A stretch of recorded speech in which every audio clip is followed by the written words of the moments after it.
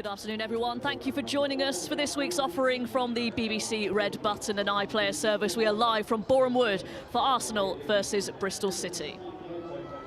The reigning champions aiming to keep the pace with the other front-runners in the Women's Super League. They kept their winning run going with a slender 1-0 win over Liverpool last time out. That result keeps them in the top three. Bristol City, meanwhile, were on the wrong end of a heavy home defeat to another title challenger in Man City. A 5-0 loss at Stoke Gifford means they remain without a league win this season. We have had a postponement this afternoon. The pitch at Southport has been deemed unplayable, so Chelsea's game at Everton isn't able to go ahead. So let's have a look at the other fixtures going on in this match round. Friday's night's match between Brighton and Hove Albion and Reading ended 2-2. This one now the only 12:30 kickoff. Elsewhere, Liverpool face another tough task away to Manchester City, and the 3 o'clock game is West Ham United against Manchester United. Birmingham and Spurs play on Wednesday night. The Barclays FA Women's Super League table looks like this. Chelsea remain top of the pile. They're still undefeated and have won each of their last 5 Women's Super League games. They will be dethroned because of that postponement, though, if Arsenal or Manchester City can win today. They are hot on their heels, a point behind, just goal difference separating those two. Liverpool still bottom with a single point. They, along with Bristol City, are still looking for that first win of the season. So Arsenal arrive here at their home stadium in confident mood, but not at their free-flowing best against Liverpool last weekend. Goal difference potentially a factor come the end of the season. They need to find their best form in front of goal. It could be relevant for Bristol City too. They need to find that elusive victory and fast if they're to stay away from danger. The two met just 10 days ago in the Continental Cup, where Arsenal ran out 7-0 winners. Let's hear from the managers ahead of kick-off. Tanya Oxtoby and Joe Montemurro will be speaking with Casey Bourne. Joe, you played Bristol recently. Do you think it will be a different game this time, and is there a different pressure to win? Absolutely. Obviously, League and Cup have different approaches. It's going to be a tough.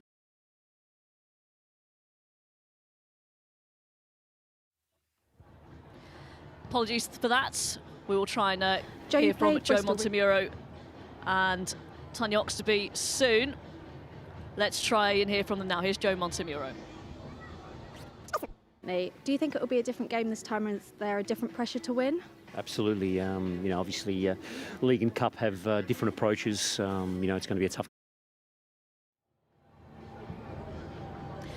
Apologies for that. We won't be able to bring you the two managers ahead of kick-off. So time to introduce our co-commentator, Laura Bassett, alongside me this afternoon. And let's have a look at your ones to watch, Laura. First of all, for Arsenal, you've chosen Danielle van der Donk. Yeah, that's right. I think she's one of the most exciting players in our league. I think that we're extremely lucky to have her. She's already got 3 goals this season.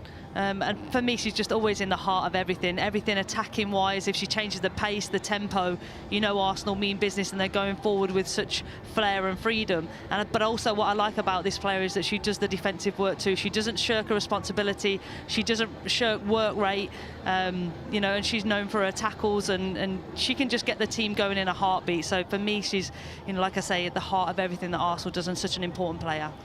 And as for Bristol City, a big boost for them with the return of Ebony Salmon. That's right. We saw last week she was only available to play 45 minutes against Manchester City, but had she been on from the start, she would have been more of a threat and been more competitive. But she is such an exciting talent. Her pace alone, it offers such a threat to opposition players. And when you're playing with such an exciting, quick player like that, you know that you can always score a goal, create a goal, just turning from a bad ball into a good ball, and that's what this player does. So really exciting to see how she gets on today, but I'm sure she will cause the Arsenal defenders some problems. It is set to be another difficult afternoon, perhaps, for Bristol City. We saw them against Manchester City last weekend. And a few of those players perhaps praying for a result. Because Bristol City, as we mentioned in the build-up, Laura, that they now have the worst goal difference in the league. They're not bottom yet because of Liverpool not picking up enough points, but that could be a factor, couldn't it? Yeah, that's right. And obviously playing, like you said, playing Arsenal 10 days ago and being on the wrong side of a 7-0 defeat, I think that they'll certainly be looking to prove to themselves and prove to each other that was just a one-off, and that was through a number of different reasons. But I'm sure they've evaluated that game, evaluated Sunday's 5-0 loss to Man City thoroughly, and they'll be wanting to prove a lot today and to prove that is not going to happen on a weekly basis. And as for Arsenal, it's very tight at the top. Joe Montemuro getting his hands dirty in the warm-up this afternoon. You understand that's not something that he usually does, so quite interesting here. And he's also changed the shape of the team this afternoon as well, isn't he? That's right, maybe he got involved to keep warm. It is it's a freezing day, so but yeah, very interesting. Maybe he wants to get into his players more, set the tempo, get some enthusiasm and more energy going. But yeah, it'd be really interesting to change shape today. Katie McCabe's not available through illness, but so whether he didn't want to replace that, whether he's decided to go for a different shape is always different, because it will keep Bristol on their toes.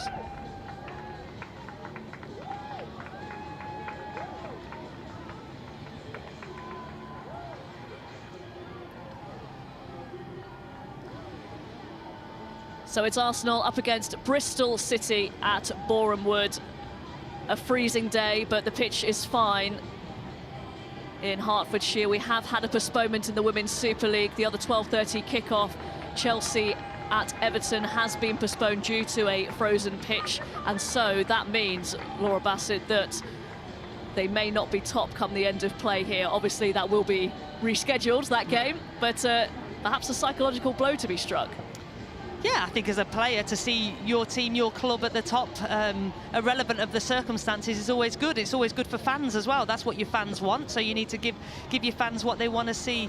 But surely, you know, their focus will be on today's game. They have to get past the tough, resilient Bristol side. Later on, it's Manchester City hosting Liverpool. That's a 2 o'clock game. So opportunities for the other teams in the top 3 to take advantage of that postponement for Chelsea. I'm sure Emma Hayes and co will be very, very frustrated by that. Someone spotted the BBC cameras. Hello, sir. Lovely hat as well. Fantastic stuff, but just an illustration of just how cold it is. The 1st of December, we are into the winter months officially now. And this is where games come thick and fast, and they become so very important. But both sides coming into this, having had a whole week off. Not a 3-game week like it was last time out with the Continental Cup as a midweek fixture, but contrasting moods coming into this one. Arsenal continuing that winning run against Liverpool last time out. Bristol City on the end of another heavy defeat. And so the players are ready to come out, led by the referee Helen Conley, who will lead them out, and it's Jordan Nobbs who leads Arsenal out in the absence of Kim Little, who's been rested to the bench. These two met each other just 10 days ago in the Continental Cup. A 7-0 win for Arsenal on that occasion. Bristol City will be hoping for better this time around. I think some of those Arsenal players won't want to take those jackets off. Freezing conditions up and down the country. Hopefully we'll have some quality football to warm us all up. Arsenal have an excellent record at home. They've won 15 of the last 16 Women's Super League games at Boreham Wood. They are a tough nut to crack at their home stadium.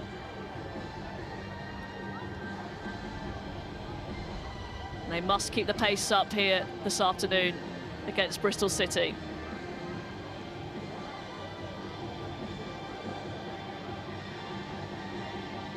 Let's have a look at the 2 lineups then. Arsenal, the home side, make 2 changes to the team that beat Liverpool last weekend. Katie McCabe and Kim Little are rested to the bench. Victoria Schnaderbeck comes into a back 3 for her first appearance since September. Leah Volti starts in midfield. The deadly Vivian Miedemar leads the line. She scored a hat-trick in this fixture last season. Bristol City make one change to the side that lost 5-0 against Manchester City. Top scorer Ebony Salmon returns to the starting lineup, now fit enough to start. She made a good impact off the bench last time out. Carla Humphrey also one to watch. Her dead ball deliveries could be crucial today.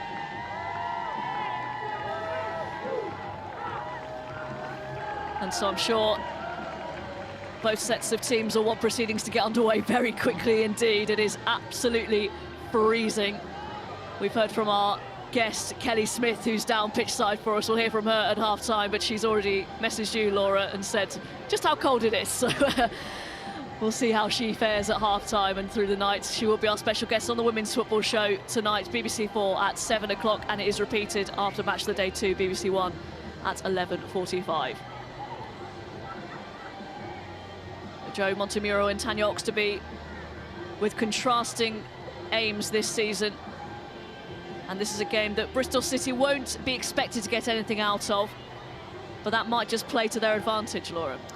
Yeah, that's right. I think, you know, they're used to having tough competitive fixtures, and like I said before, they really need to prove something today, and they'll be looking to build blocks. They'll be looking to have an improved performance, stay competitive in the game as long as possible. It was only 1-0 at half-time against Manchester City, so they'll be, you know, looking to be competitive and be in the game again. But they know they have the attacking qualities in Salmon, Wellings, Daniels, Humphreys to cause this Arsenal back three, because they're not used to being a back three. They'll cause some problems today.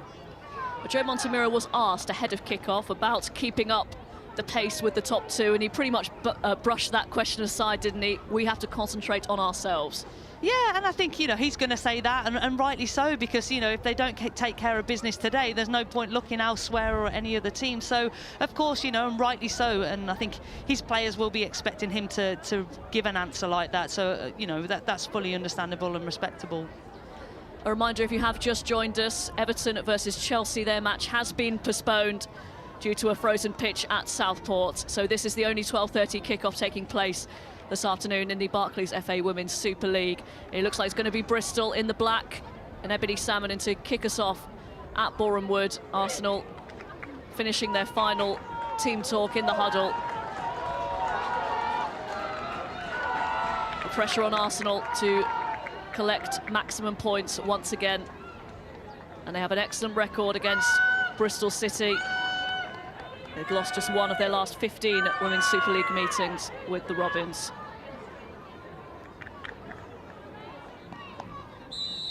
So Helen Conley gets proceedings underway, and Ebony Salmon gets the first touch of the game. Bristol City kicking from right to left in the black strip, Arsenal in their home kit.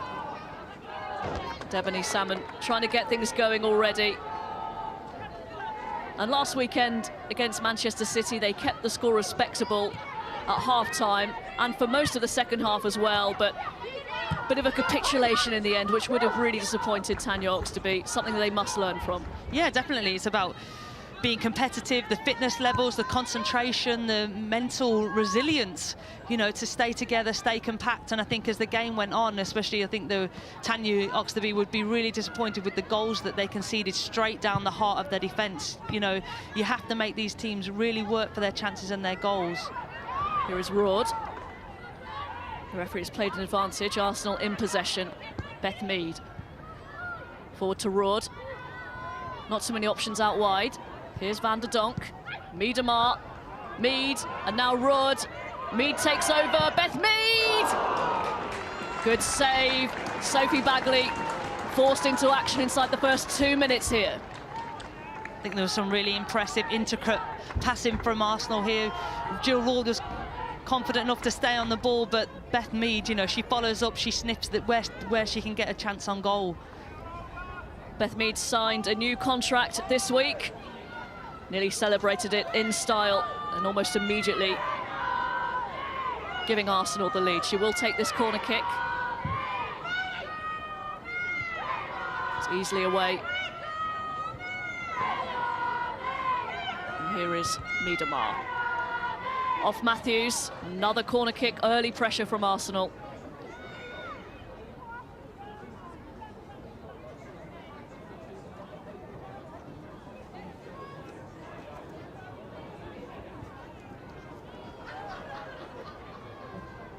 More defending for Bristol City to do early on in this first half. It is Mead, once again, floated in. Matthews gets there again. A swing and a miss from Leah Williamson. And in the end, it's a goal kick to Bristol City.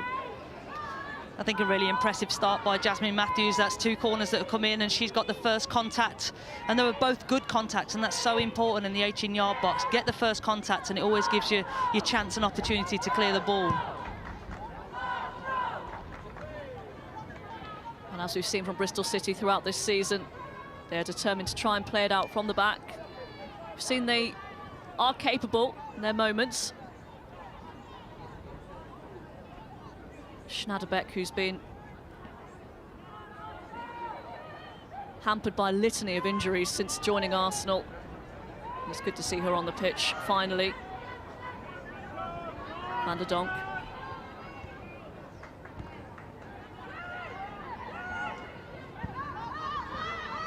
It's going to be another one of those days for Bristol City where they are going to have to chase the ball for long periods. Here is Nobbs. Evans is offside. I think because Arsenal's home record is so dominant, I think most teams come to Meadow Park, and expect to be with long periods without the ball. So, you know, Bristol know that, but it's about how you deal with that psychologically, how you take that as a challenge, and how you get each other through.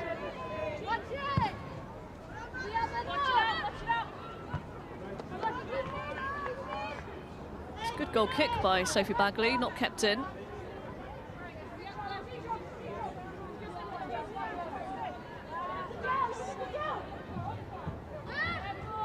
Ruud under pressure. Beattie. It's an excellent pass from Zinsberger, the goalkeeper. Mead. Jordan Nobbs onside. Tries to find Vivienne Miedemar. It's not a great clearance. Here's Mead! Well, she struck that beautifully, but just wide of the post. You can see the energy and enthusiasm from Jordan Nobbs to make that midfield run, get in behind the defence. And it's a cheeky little cross, but again, Jas Matthews does so well. But again, we know the technique that Beth Mead has, and her ability, that should be in the back of the net. But what a great technique. Again, I've said this before, she's got one of the best techniques in the women's game. And I think Bristol have got off lightly there, because really they should be closing that ball down at the top of the box to stop the shot getting goalward. Tell you what, I'd be nowhere to be seen. Wouldn't want to get in the way of that. That was an absolute rocket. But yes, a couple of chances already for Beth Mead to open the scoring.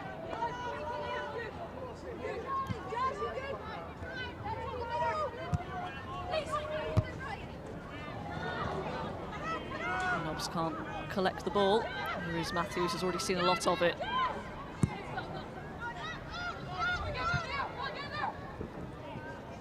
Strength by Leah Williamson. Shrugs off Charlie Wellings.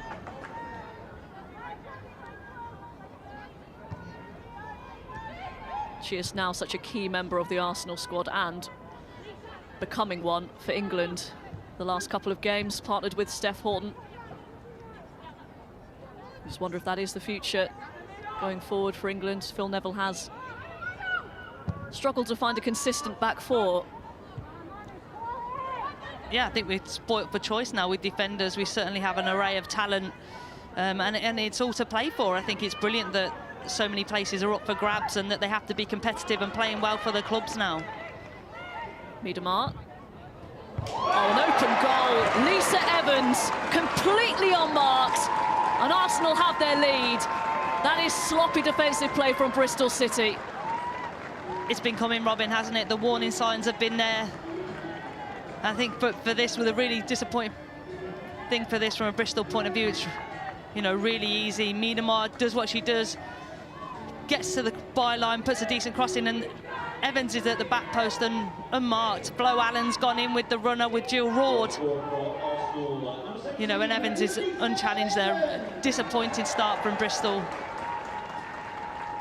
I don't usually say this lightly, but even I could have scored that one. It was on a plate. She didn't have to move, did she? No, it's a wonderful cross from Miedemar, left-footed, a non-preferred foot, but, you know, when you look up and you see someone in that amount of space, you just have to put it in front of them. Lisa Evans, her first Women's Super League goal of the season, her first since the opening day of last season. Playing a little further forward this afternoon. Has been deployed as a right back for a lot of her time at Arsenal.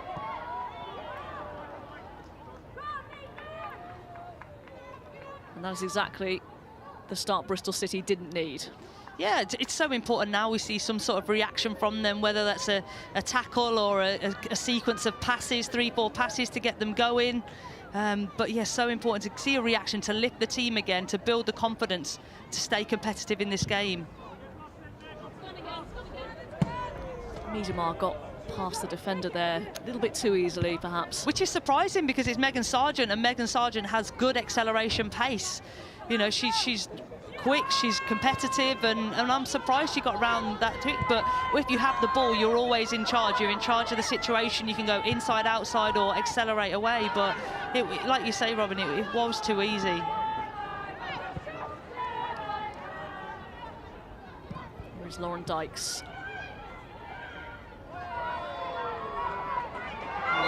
Little trick from Jana Daniels, got herself into trouble. A free kick to Arsenal. There's a good bit of skill from Jana Daniels, but just in the wrong area. She's overrun the ball, which means, you know, she's gonna foul her. Taken quickly, another corner kick for Arsenal.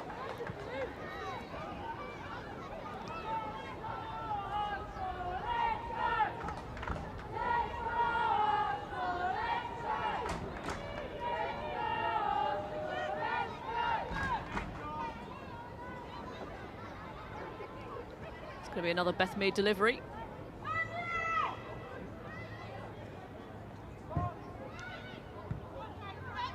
Away by Frankie Brown. Ebony Salmon wins the challenge, but presents it straight to Volti. Miedemar. Oh, and it's 2-0. The fantastic header from Leah Williamson. Rose above the Bristol City defence. And Bristol City have it all to do now. Less than 10 minutes played. Again, from the second phase, Bristol deal with the corner really well, but it's the second phase. Miedemar again being the assist, and she just puts it in a dangerous area. Bagley can't come and claim that. But all credit to Leah Williamson there. There is competition. She has to get up above two defenders. And that's hunger. She wanted it more than the defenders.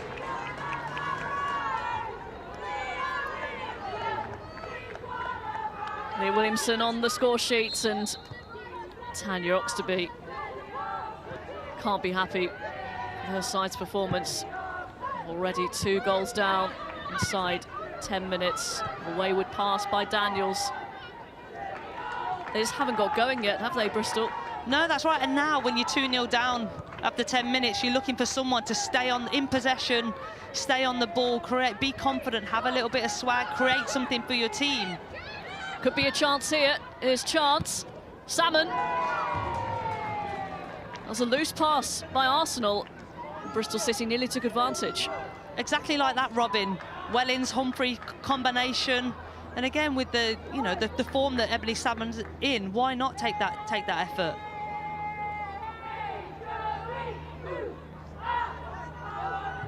Just shows that Arsenal will give you a glimmer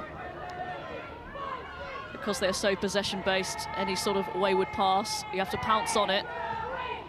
That's right, and Bristol have to believe they're playing with a back three, so it's unfamiliar territory. Yes, these are good top-quality players, and of course it's a formation is a start position, and they're very competent at it. But there are times when they won't know what to do, when there are times when they will switch off, and Bristol have to capitalise on that.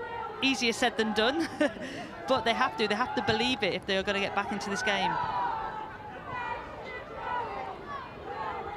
Mead. I think she caught that pass as she'd like. Wellings.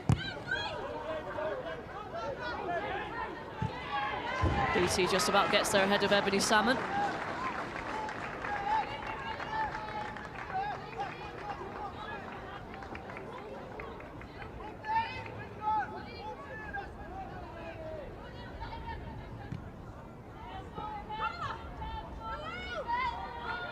Well, Nobbs gives it away. Humphrey.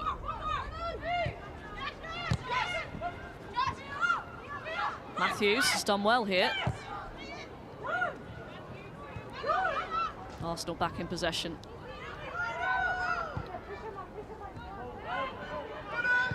Mead looking for the run of Nobbs, didn't quite come off.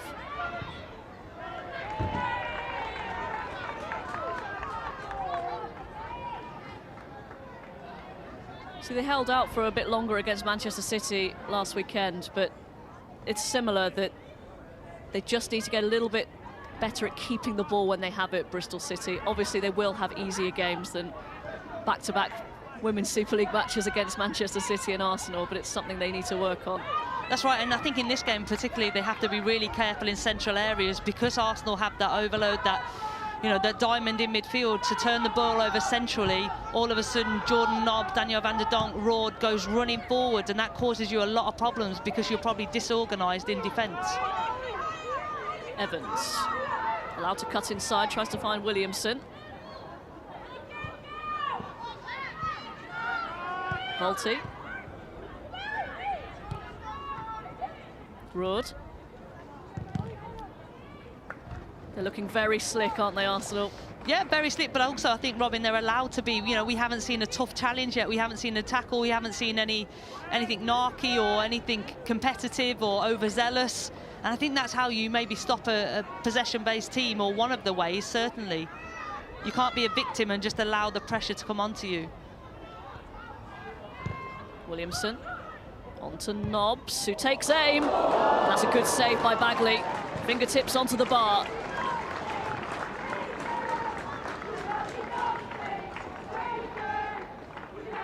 Jordan, she gets half a yard and she just knows she's going to strike, and unfortunately Sophie Bagley is letting some goals from long distance, from long range shots, so the Arsenal players will be well aware of that. Can't get out, Bristol City, being suffocated. Ball has failed to, here's Miedemar, it's 3. Never in doubt. When the ball is at her feet, there is only one outcome. And Arsenal have 3. Volti, I don't think she's aiming for anyone here. I just think she's putting the ball in the box. But again, it's the composure to shift the ball from right to left, to get it onto a good foot, and she just knows. She knows which corner she's going to. But again, it's the ultra cool, the calm-headedness in the 18-yard box that sets Miedemar apart. 15 minutes gone, it's 3-0 to Arsenal. And Vivienne Miedemar has goal number 17 in all competitions this season already.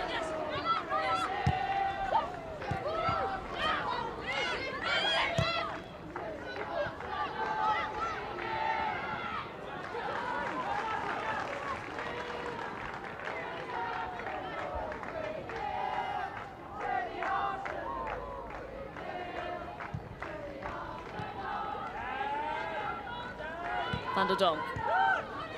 Jordan Nobbs, Arsenal want more.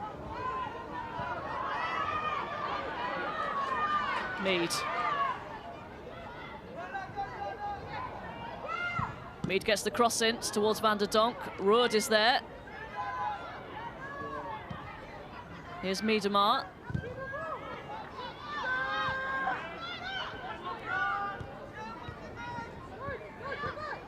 Williamson. Van der Donk. They're pulling out the tricks now, Arsenal. Nobbs. Roord. Just wide. What a wonderful combination between Nobbs and Van der Donk. Like you say, the ultra confidence just to do the backflip. But again, Roord, I think whoever picks the ball up in the top of the 18-yard box wants to manipulate the ball so they can have a shot. They know that they possibly could get a goal today, whichever player it is. Roord hasn't scored yet, so she certainly fancied her chances. They look irresistible, Arsenal.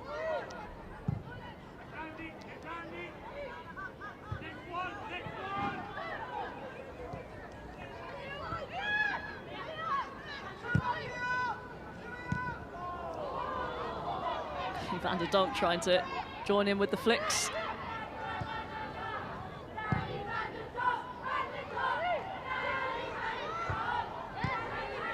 They've been so dominant at the minute, Arsenal.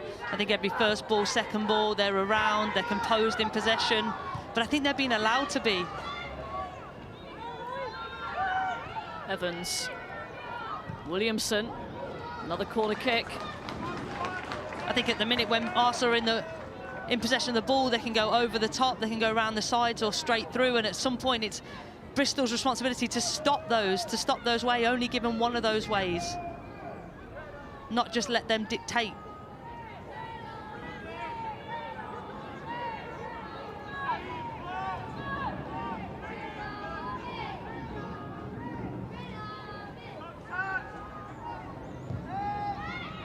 Mead's corner. Miedemar rises. That's a fantastic delivery from Beth Mead. That's exactly how the height, the pace that you want it. And Miedemar, I've seen her score from goals like that. She doesn't quite get her timing right. But at some point, that's 4 corners already that Bristol have conceded, just inviting unnecessary pressure. Some rare possession for Bristol City. Allen. Heavy touch by Humphrey. Wellings. Can't keep hold of it. That's that central turnover. If your touch isn't exquisite in there, Arsenal are going to nick the ball off you because of the sheer numbers that they've got and how connected they are in there, in that diamond.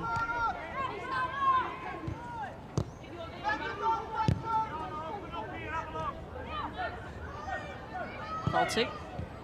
Van der Donk.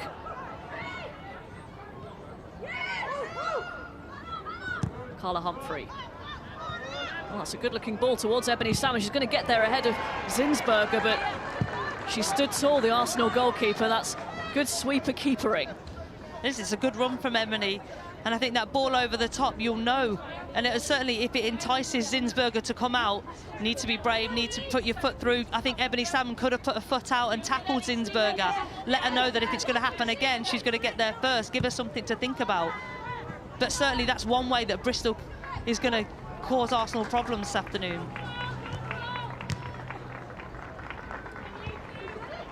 Peter gets there. She has caught Salmon on the follow-up.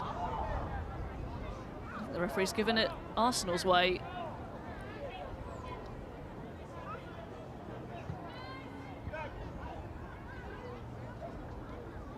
I don't know what the referee's seen there. I don't know whether she thinks that Ebony's jumped and landed on maliciously on BT, but I think it was a clean tackle from BT and play on. I'm not too sure what I've seen. I don't know why she's give it. Spoken like a true centre-half. Yeah. It's just the, some momentum took her through. She can't exactly stop, can she? But unfortunately for Bristol City, it looks like Ebony Salmon does look hurt.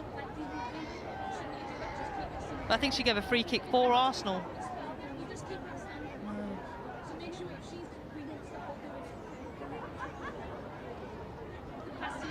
This is not what Bristol City needs. Ah, he's very relaxed, starting on lunch.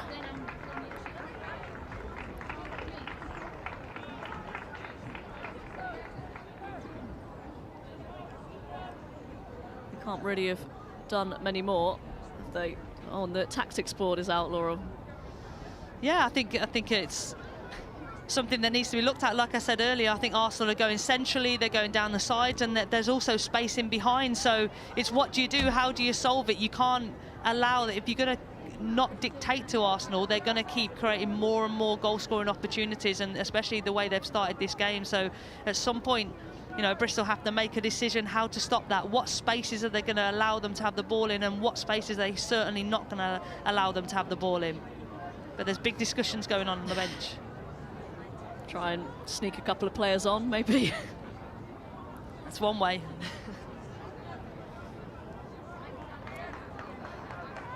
Ebony Salmon looks in some discomfort, and this is not looking good, is it? I'm sure she won't want to come off.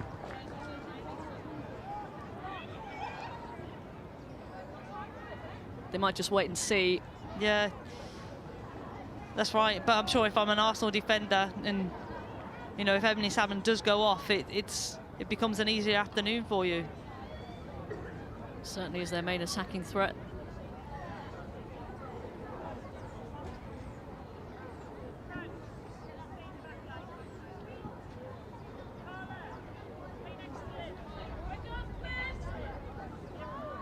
Walking pretty gingerly at the moment, Ebony Salmon. Looks like they're going to try and give her every opportunity.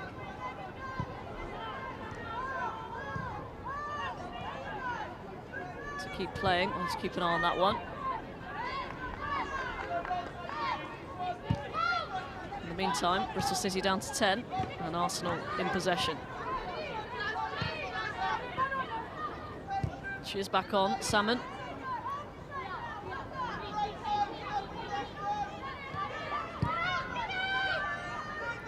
It looks like Bristol have gone into a back five with Frankie Brown dropping in between Jazz Matthews and Sargent. Evans into the arms of Sophie Baggerly. Try and combat the threat from wide areas.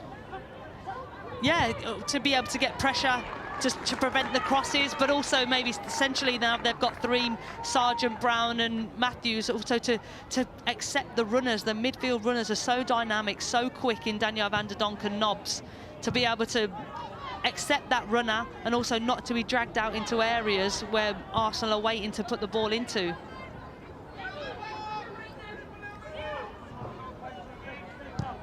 Williamson, van der Donk, lovely layoff, Nobbs. Balti. Mead. Delivers. Van der Donk. Nearly snuck it at the near post, shoveled behind by Baggerly. Again, crosses from wide areas are a big problem for Bristol at the minute. Beth Mead, all she needs is half a yard, touch out of her feet. And, you know, it's a tough one to defend for Jazz Matthews, that over your shoulder as you're back in. But I think, for me, Bagley's got to hold on to that. She knows that's the only corner that Danielle van der Donk can put it in, and she's got to hold on to that. Fifth corner kick for Arsenal. It's a deep one towards Beattie, who wins the header. Miedemar off the line. And eventually, Bagley gathers. Sandwiched between the post and Olivia Chance. You can see a few relieved smiles out there, faces out there. That really should have been another goal. But great header from Beattie though, and there's Miedemar sensing danger. Chance in the right place. She is, she's there, she's ready, she can smell it. Did just about enough.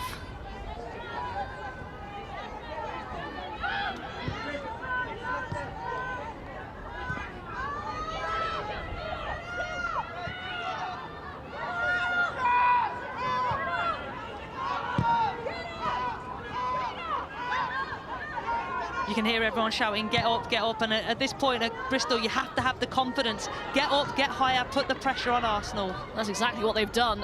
Great win by Daniels, and that looked maybe like a handball. Half-hearted appeals from Bristol City. I think you can see though, Robin, it's Danielle van der Donk, like what we were speaking about before the game, in the heart, willing to do the attacking, the good stuff, the fun stuff, but also there prepared if she sniffs that Bristol have got half a chance. She's there willing to put the defensive work in too. And again, great challenge, hit her back.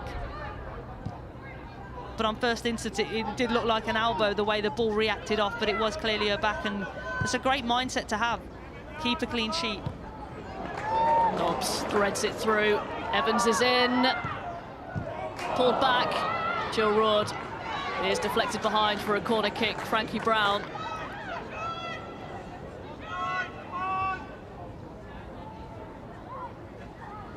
Again, this cutback, we've seen this cutback quite often. If they get to the byline, cutback for the oncoming runners, there's certainly enough numbers in there for Arsenal.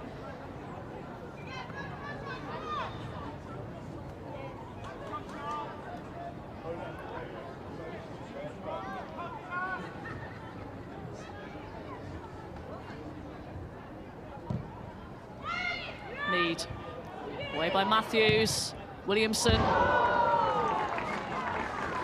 Another effort wide. Arsenal really Should have had a lot more. Yeah, they really should have done. Again, it's the Bristol defending the corners on the first phase really well, but it's that second phase. Leah Williamson's top of the box. There really should be more pressure on her. And that's about positioning. After that first phase has gone in, reposition yourself. Where do you think the ball's going to land after that header? Ideally, Jasmine Matthews wouldn't put it in that area right centrally, ideally. But as other defenders, as other teammates, you have to reposition yourself.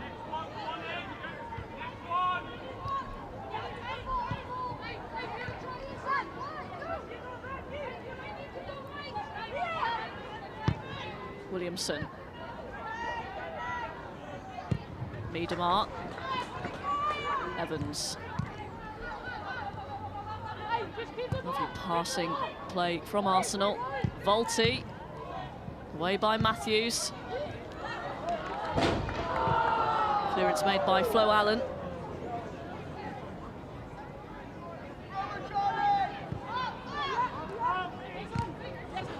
It's good pressure by Humphrey, former Arsenal player. Salmon on her own here, up against Schnaderbeck. Concedes the corner kick, and that is more like it for Bristol City. Really well done from Carla Humphrey. She's certainly a technically gifted player, and she has the ability to feed Salmon into the right areas. You know, does she play the space? Does she play her feet? But she decides the space, and Ebony Salmon can do that. She can get you a corner from 30 yards out. It's worked short. Humphrey, now Chance, who delivers and claims for a handball against Van der Donk once again, but I think her hands were close to her body.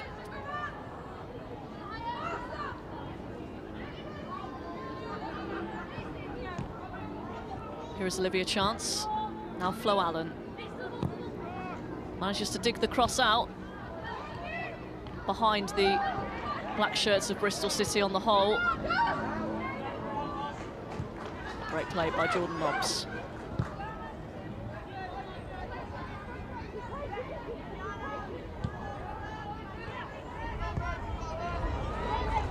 Pass through the legs of Charlie Wellings. Williamson striding forward.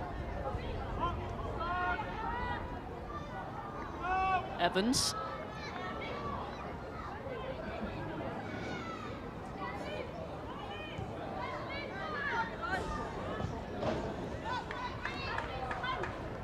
Carla Humphrey doing really well to calm the situation down. Then it's just that last little bit of care.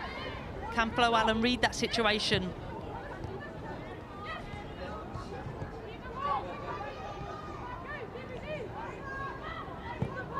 Van der Donk.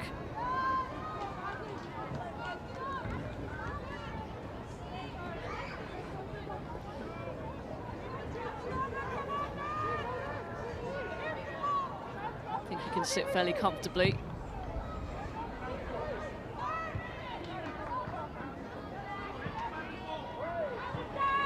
Mead. Volti. Broad trying to lay it off. Humphrey goes long once again. It's another fantastic ball to Ebony Salmon. Last touch just a little bit too heavy, but how about that from Carla Humphrey? Again, fantastic ball. That's twice now we've seen that in the last 5 minutes. And again, it's something to keep the Arsenal back line honest. If they know that every time Carla Humphreys or a midfielder gets the ball, this ball's going to be delivered, they're going to have to keep them honest, keep marking Ebony Salmon right, because if they don't get that marking right, she's going to cause problems. And again, it's a confidence boost to Bristol. Get that right, concentrate, and believe in it. Believe that's how you're going to score today.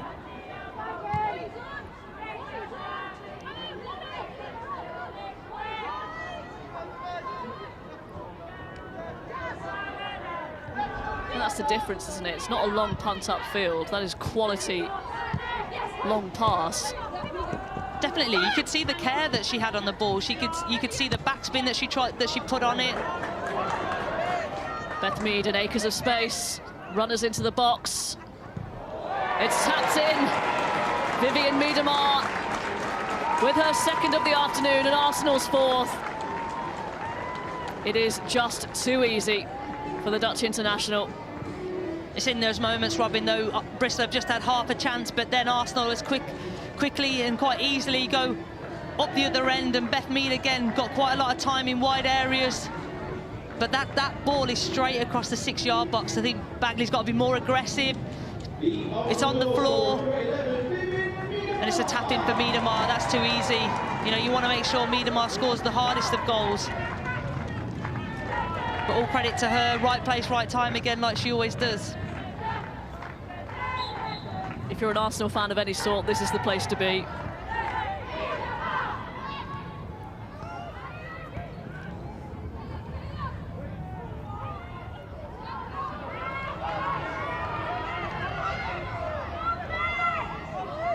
Still an opportunity here. Mead, well defended this time. Oh, Carla Humphrey took a chance. Rood, just wide. It's tough, that situation, Robin, because I think Carla Humphrey, you want to encourage her to be composed in those moments. But again, you have to keep full concentration. But all credit to Rood being aggressive, because she can be overzealous in that situation. If she gives away a free kick, it's in their area. But she creates that something out of nothing.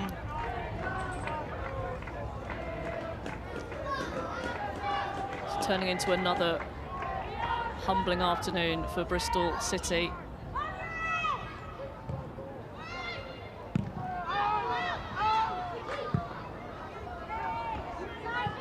(7-0) Arsenal were winners in the Continental Cup just 10 days ago.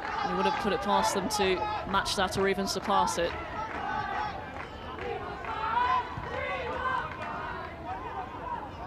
Hear the crowd shouting, "We want 5." Here is Olivia Chance. Matthews.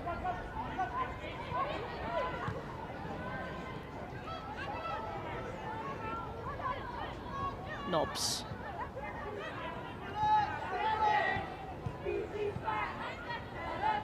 Mead. Now Lisa Evans. Mead takes aim. Deflected away by Frankie Brown. Still Arsenal swarm. They don't want to let Bristol City out. How about that from Schnaderbeck? Coming up from the back, pressing high and winning it back. Miedemar on a hat-trick.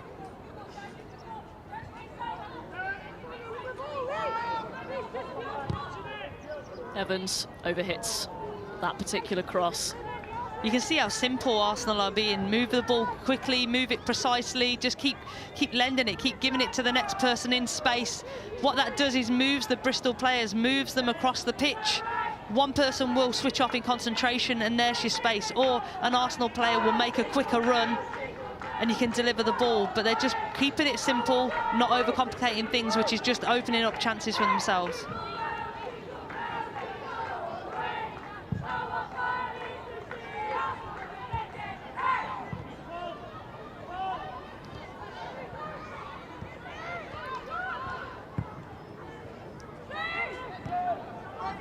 Touch, Miedemar. Evans. Great give and go. Evans, Miedemar. Oh, I think that's going to go down as an own goal in the end. Vivianne Miedemar might try and claim her hat-trick, but I'm not sure she's going to get it yet. But it is 5-0 to Arsenal. A fantastic give and go. This is Danielle van der Donk, just plays it into space. And again, Lisa produces a fine cross. It's the movement of Miedemar that I really like about this, making a run nice and dynamic to the near post. But Frankie Brown makes all the right decisions, but just doesn't get that execute to clear the ball away. Well, the stadium announcer has given it to Vivianne Miedemar, but I'm not so sure about that one. We'll have to wait and see. Absolutely disastrous, though, for Bristol City. We mentioned in the build-up how important goal difference could be for Arsenal and for Bristol City at both ends of the table. And they are just letting in too many.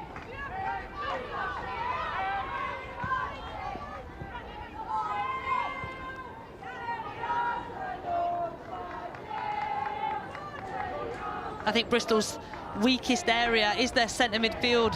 is their midfield. You know, where's that tenacious, tough tackling midfielder to get in amongst the players? But that's versus Arsenal's strength, that core strength, that central players have so much ability. And when those two match up today, you know, there's a huge difference, and that's exactly what we're seeing. Bristol's heartbeat versus Arsenal's heartbeat, you know, there's just no match. There's no competition.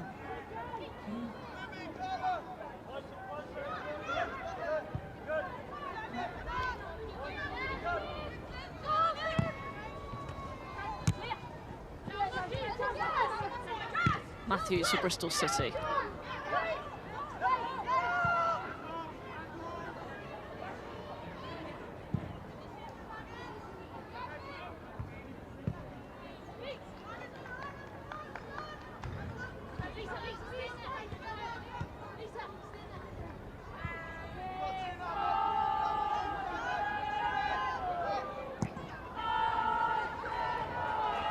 Flag stays down. Van der Donk onto this one. Gets to the byline. Cut back is deflected. Carla Humphrey gets it away.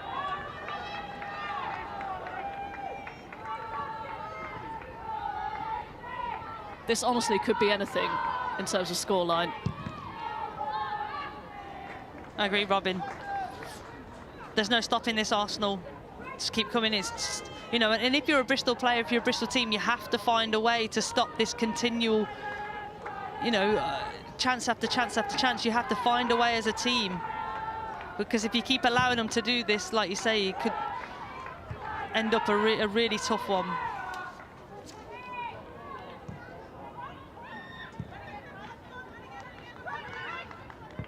Brown. Pass towards Wellings is cut out by Williamson. Under no pressure, allowed to come forward. Now Nobbs, and now Lisa Evans, Rood in the middle. And that looked a nasty one. Flo Allen is down here. Looks like she took that flush in the face on a cold day. That is not very pleasant. She's done really well to stop the cross, but like you say, I don't think it was a header. I think she's got in the line of the ball, and it's took her off her feet. But all credit to her, she's up. She'll take that one. Tell you what, I'd have been down for quite some time. You would have wanted the magic sponge, Robin. Yeah, I want the stretcher, actually.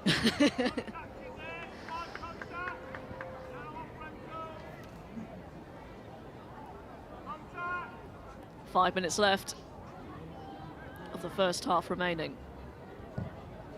Mead, clever kick over the top from Jordan Nobbs.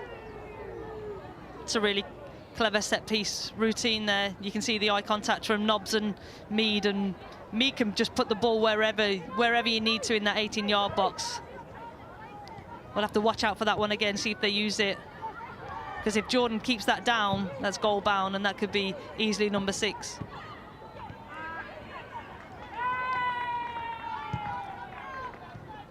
So impressive from Arsenal, the way they win it back. Not even a very bad touch from Frankie Brown, but she got their second. Humphrey cleaning up once again for Bristol City. It's their attitude and willingness to win it back, though. But of course, it's easy to have that attitude and honesty when you're 5-0 up, you know. But all credit to them, they're still working and still playing like it's 0-0, and you can see they're hungry for more.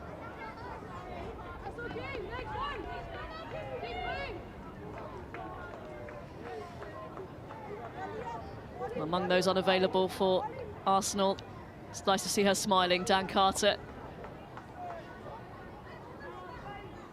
But I'm sure she would have preferred to have been on the field of play, especially in this game. Yeah, what a great attacking talent Dan Carter is. And I'm sure we'll see her back to her finest in the WSL soon. Such terrible luck with long-term injuries, pretty much back-to-back. Yeah, horrendous, and it's happening far too much at the minute in women's time. You know, we've got Bristol City as well, losing Abby Harrison. You know, she's a really key player and just coming into some really fine form for them. And it's happening far too much at the minute. There was 2 last week, wasn't there, with Abby Harrison and Ellie Brazil, pretty much on the same day announced. More needs to be done. And of course, Jordan Nobbs last season which nearly derailed Joe Montemuro's title challenge.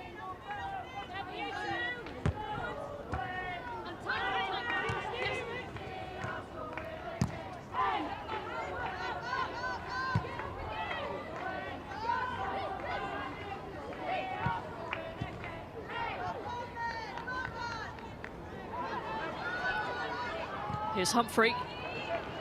Just took a little too long on the ball. Van der Donk, as you said, Laura, showing her defensive qualities off the ball as well. That's right, I think Leah Volti is there to break up play, to sniff out any attacks, but again, it's the eagerness and willingness of Danielle van der Donk to do that, and she can certainly has a good slide tackle in her, and all credit to her for delivering that.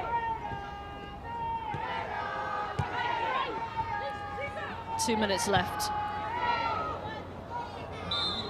Offside flag goes up against Vivienne Miedemar.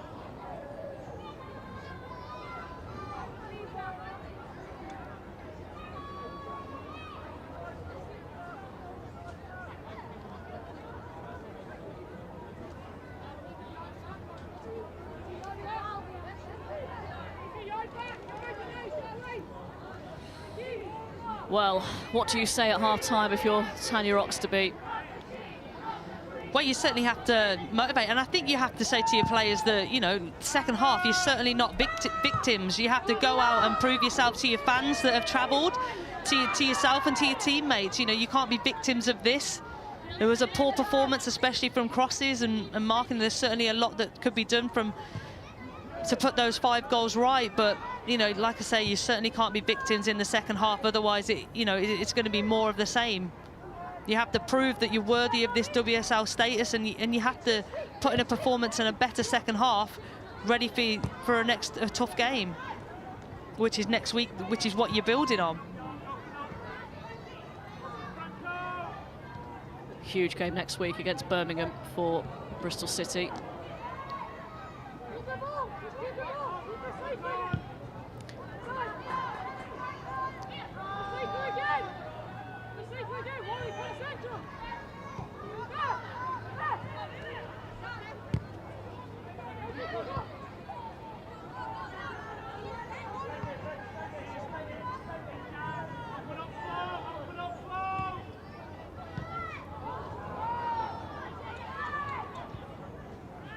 Particularly with Arsenal possession breaks down, but great block from Leah Williamson. Here's Wellings. 2 minutes of time added on. Allen finds chance. Oh, that's a lovely ball. Opportunity here for Bristol City. Lauren Dykes just didn't look confident, did she? No, that's right. I think it was a perfectly timed run, though, on the blind side from a midfield run. Liv Chance does really well to face up, play forward. And again, she just missed out whether she thinks she can't slide to get that ball. But Zinsberger does well. Stands up to the challenge.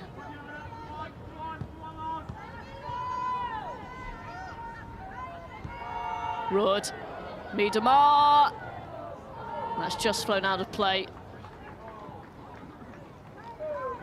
We see Miedemar wait till that space opens up, and then as soon as the player's ready to play it, she pounces in that space, and it just makes it easy for Rood to pick her out.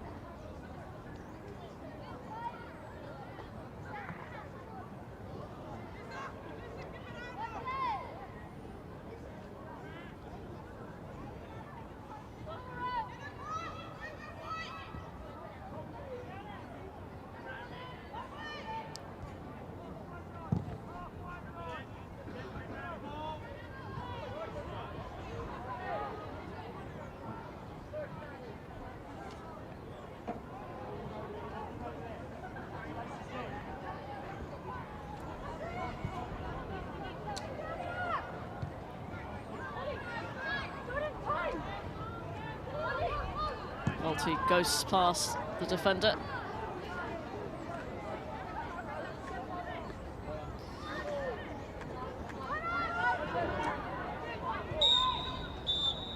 There we are, the first half. has been more than comfortable for Arsenal. 2 more Women's Super League goals for Vivianne Miedema, perhaps a third. We'll have to wait and see whether she is awarded the hat-trick in that first half. It's been completely dominated by Arsenal. They look at their free-flowing, attacking best, and Bristol City have borne the brunt of it, Laura Bassett. Yeah, that's right, and it's certainly a statement from Arsenal. I think, you know, the most they've scored so far is four goals in the league, had a 4-goal lead, so that's certainly one better. But I'm surely they've been dominant and fully controlled this first half, and I'm sure they'll be looking to do more of the same in the second. And so, Bristol City with a mountain and some to climb at half-time. At Boreham Wood, it is Arsenal 5, Bristol City 0.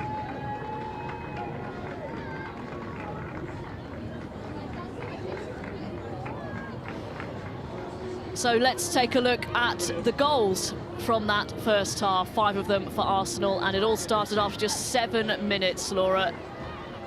Lisa Evans with the first one. Yeah, Miedema does so well, takes Sargent on 1v1 and just puts it in a place where Evans simply can't miss. It's a great ball, but she's all alone, she's unmarked at the back post. It's too easy. And again, a familiar goal, this one. This time, though, Leah Williamson had a little bit more to do. That's right, it's the hunger and desire for Williamson to get up, across, you know, up above those headers and put it goal-bound. Great finish. Goal number 3 came from a familiar source, Miedema. She does so well to pull off the defender, because the defender can't see the ball and her, pulls on her back shoulder, gets it onto that preferred right foot and just buries it into the bottom corner. It's really great finish. And quickly after that, Miedema got her second. That's right, you know, Beth Mead, I think this ball should be cut out. It goes straight along this 6-yard box, but she looks up, she's picking out those back post players, and it's an easy tap in for Miedema in the end. And this is the own goal / hat-trick goal for Vivianne Miedema. I'm not sure she'll be able to claim this one, but in the right place at the right time. Yeah, the most impressive is the build-up play, the quick give and go. Lisa Evans just delivers the ball into the 6-yard box, and yeah, we'll wait and see on that one who it gets designed to. And as for Bristol City, this has been their best source, really, hasn't it? These, I don't want to say long passes, long balls, long passes, aren't they? Yeah, they've definitely been long passes into the area, and it just gives something Wellings and Salmon something to run onto, and it keeps the Arsenal defenders honest. They have to run back to their own goal, and when you've got Arsenal defenders doing that, anything can happen. Corners can happen, shots on goal, goals. But no, there's certainly been some fine deliveries, especially from Carla Humphrey. So that is the flicker of hope for Bristol City, but they do find themselves down by 5-0. Well, Chelsea's game has been postponed away at Everton, but we are going to hear from their captain, Magdalena Eriksson. Let's get to know a little bit more about her. I'm Magda Eriksson, and this is me. I first got into football when I was 5 or 6 years old. It was my dad and a couple of his friends who started a team in the neighborhood where I lived. Yeah, I just remember there's actually one story where he wanted to sub me off, but I didn't want to get subbed off, so he had to run onto the pitch and carry me off the pitch. I first knew that I wanted to become a footballer when I think I was around 10 or 11 years old, and the Swedish women's national team were in America, and they won a silver medal in the World Cup. And I remember seeing them when they came home, and yeah, I just wanted to be like them. I would say I'm very different. I'm a different person on and off the pitch. Many people say that as well. On the pitch, I'm very intense. I can get quite angry and really competitive. Off the pitch, I am just a calm person who likes to listen to music and studies and just relaxes a lot. But on the pitch, I'm definitely, yeah, outspoken and competitive. I say the most important morals and values for me, especially as a footballer, is to always be humble and hardworking. I don't think I would have got anywhere without those two values, actually, and those are the most important to me. And then it's also just being an open person, an accepting person. Biggest achievement so far, I think for my country it's definitely the World Cup bronze that we won this summer. The whole tournament was an amazing experience for us, and the support we got from Sweden as well has been massive. And for club-wise, it's definitely winning the double for Chelsea. My first year here, winning the FA Cup was an amazing experience and a day that I will never forget. One of my biggest goals of my football career is definitely to win the Champions League, and that's, I think, one of the biggest things you can win in a career, and I think that's what we all strive for here at Chelsea. That's our main goal, and I hope that we can do it in the near future. My advice for a young girl or boy, for that matter, is to always actually just enjoy yourself. I think that's what got me so far, is my love for football, and to hang around with your teammates and have fun, but then also to work hard and to stay humble. Yeah, I definitely recommend to play abroad for any Swedish player, or any player actually. You challenge yourself. It's a massive challenge, and I think it keeps you on your toes. And the league here in England especially is just getting better every year, and it's a very competitive league, and a different style of football I think is always good to experience, and I think it develops you a lot as a player.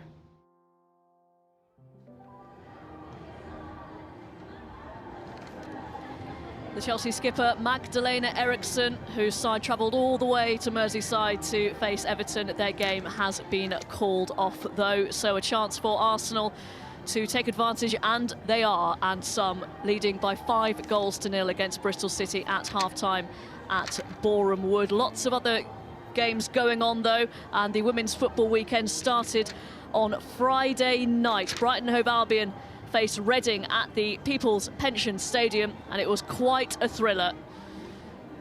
2-2 it ended. It all started with a Farrell Williams corner kick that went straight into the back of the net. We know how great she is from the dead ball delivery. Brighton struck back. Fantastic header from Aileen Whelan from the Katie Nat Keel centre. And then a fantastic pass from Leah Legarek in the Umatong, giving Brighton the lead 2-1. But unfortunately for the home side, they conceded with basically the last kick of the game, not clearing a corner. And Remy Allen putting it in to rescue a point for Reading very, very late on. You can see more from that game and the best analysis on the Women's Football Show. Every single Barclays FA Women's Super League game shown tonight. 7 o'clock on BBC4, and of course the repeat after Match of the Day 2 at 11:45 on BBC One. So half-time at Boreham Wood, a comfortable lead for Arsenal. And Laura Bassett, just on that Friday night game, an interesting one. Brighton would be desperately disappointed, won't they, that they didn't take all 3 points? Yeah, definitely. I think they will, after putting in that performance. I think second half they were under a lot of pressure from Reading. Reading really dominated the ball and had control of the game. But I think when you've been under pressure for so long, you know, and you give away, you don't concede that equaliser until the 94th minute. I think, you know, you're so disappointed with yourselves. I think, like I say, the performance, the spirit, the character that they showed, just to, you know, they'll be so disappointed not, because those 3 points are huge for them. They would have been. Let's head pitch side and see how cold Reshmin Chowdhury and Kelly Smith are. They're at Boreham Wood. Robin, we are a little bit cold, I won't lie. But what a sobering afternoon for Bristol City. We'll talk about them in a second, Kelly, but Arsenal are really just being Arsenal, and Vivianne Miedema handing every single goal, possibly the hat-trick. We're still waiting to find out if she's been awarded the 3rd goal.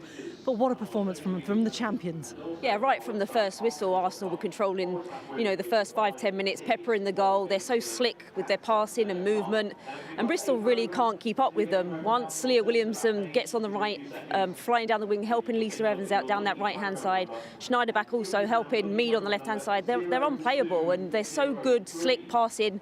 The Bristol really can't get onto the ball, and they're not keeping the ball enough in order to hurt Arsenal. And once those first 2 goals go in, it becomes, a feeling like it's slipping away. But in terms of Bristol City, I mean, we were there with the Women's Football Show last weekend when they played Manchester City. A 5-0 scoreline wasn't reflective of large parts of the game. They were defensively very organised, but today they just don't look aggressive enough.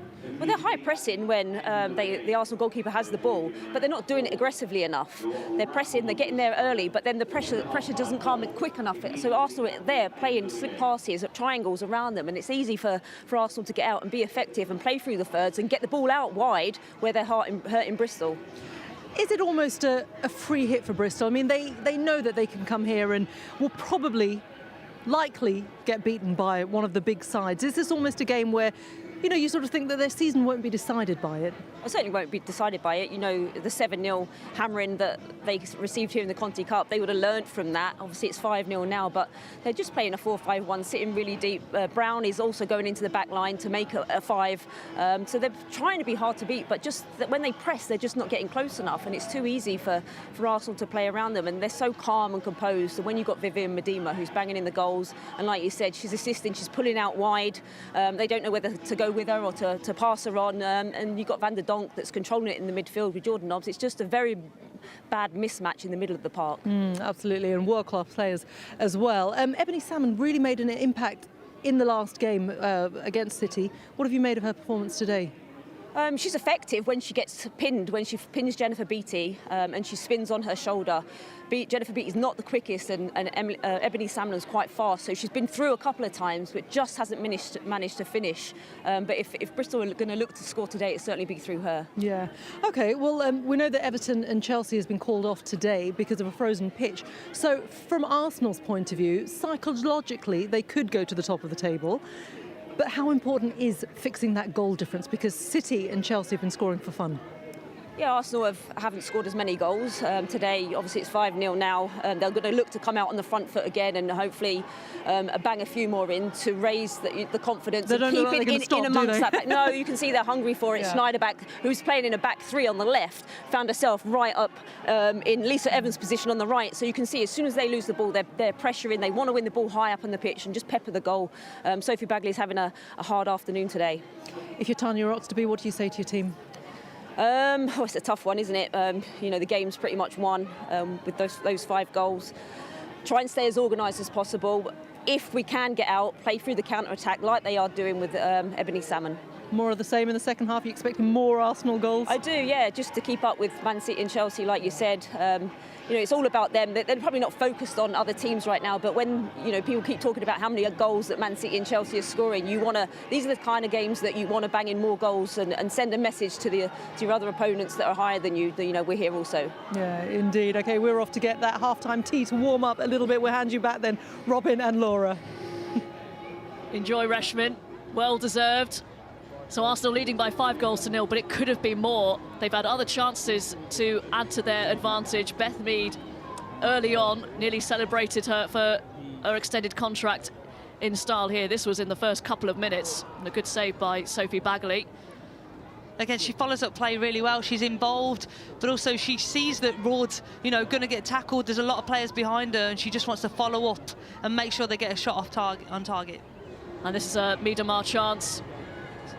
And an unorthodox clearance off the line by chance. That's right, and that's arguably one of the easiest chances she's had this afternoon, but credit to Bristol, they don't give up, never say die attitude. But like you say, Robin, it could have and should have probably been more so far. So completely dominant performance by Arsenal in that first half. Bristol City only have pride to play for going into the second half. And the temperature continues to drop, as you can see. Blankets out, the pitch is being fought. Let's see if Arsenal can add to their advantage in the second half. They want to run up that goal difference if they're to catch Chelsea and Manchester City at the top.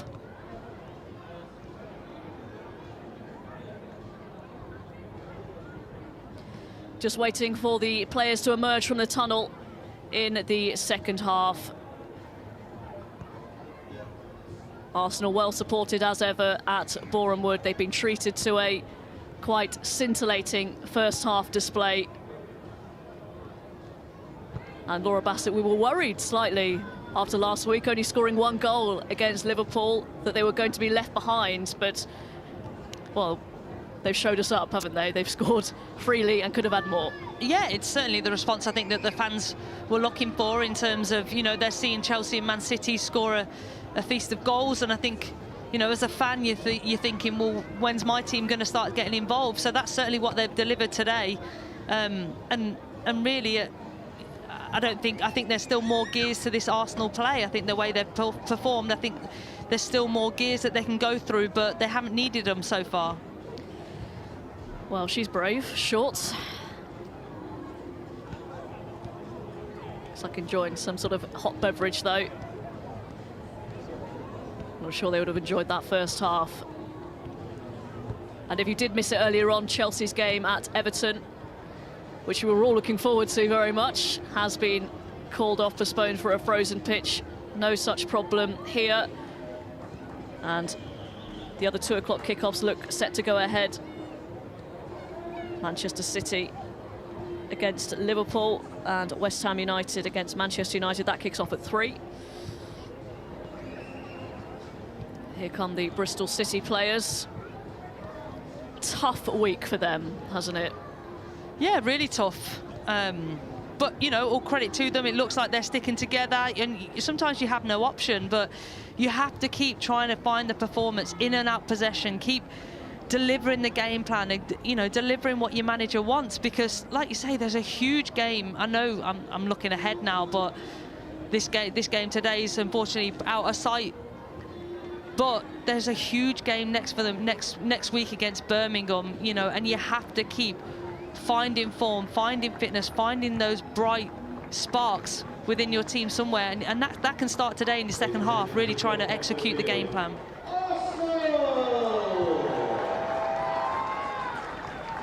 Big end to this first half of the season for Bristol City, because they have, as you mentioned, it's Birmingham at home, Charlton in the Continental Cup, and then West Ham is their final game of 2019. So those 2 Women's Super League games in particular are ones that they must target and they must get something from. That's right, but again, I'd go back, it starts in this second half. You know, their aim has to be not to concede. If they don't concede in this 45 minutes, they've got something to hold on to, something to take into those games and those upcoming fixtures. As for Arsenal, a couple of away games to end 2019 at Reading and at Everton. So not easy ones, but ones you'd expect them to take maximum points from. But Everton have shown they're no pushovers, and Reading, well, slightly unpredictable, aren't they? So you really know what you're going to get from them. Yeah, they're comeback queens. Yes. Done that a couple of times over the last couple of weeks.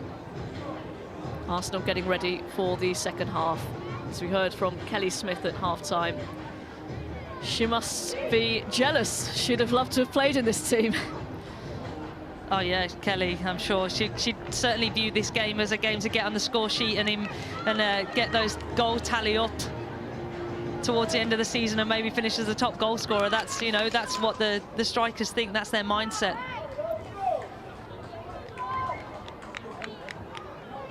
Arsenal will get us underway in the second half.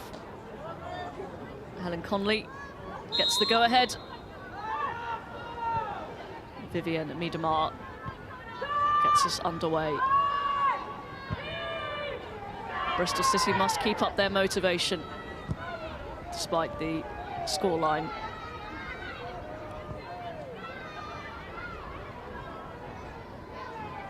It's not often you say that you've scored 5, but can also be levelled at you that you've been wasteful in front of goal. That is the case for Arsenal.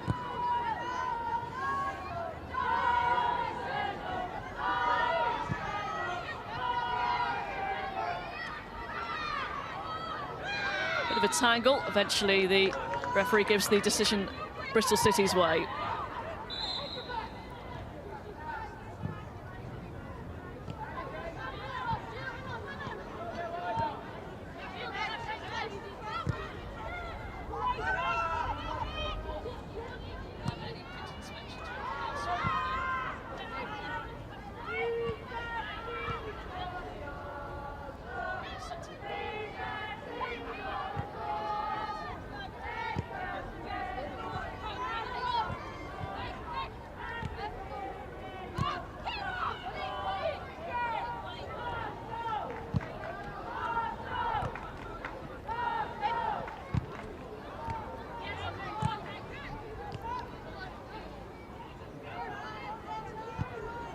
What has been the difference this weekend, Laura? Because apart from maybe Bristol City not looking quite as resilient as Liverpool did last weekend, what's changed for Arsenal? I'll ask you about that in just a moment, because they've got another chance here. Evans laying it off for Roord.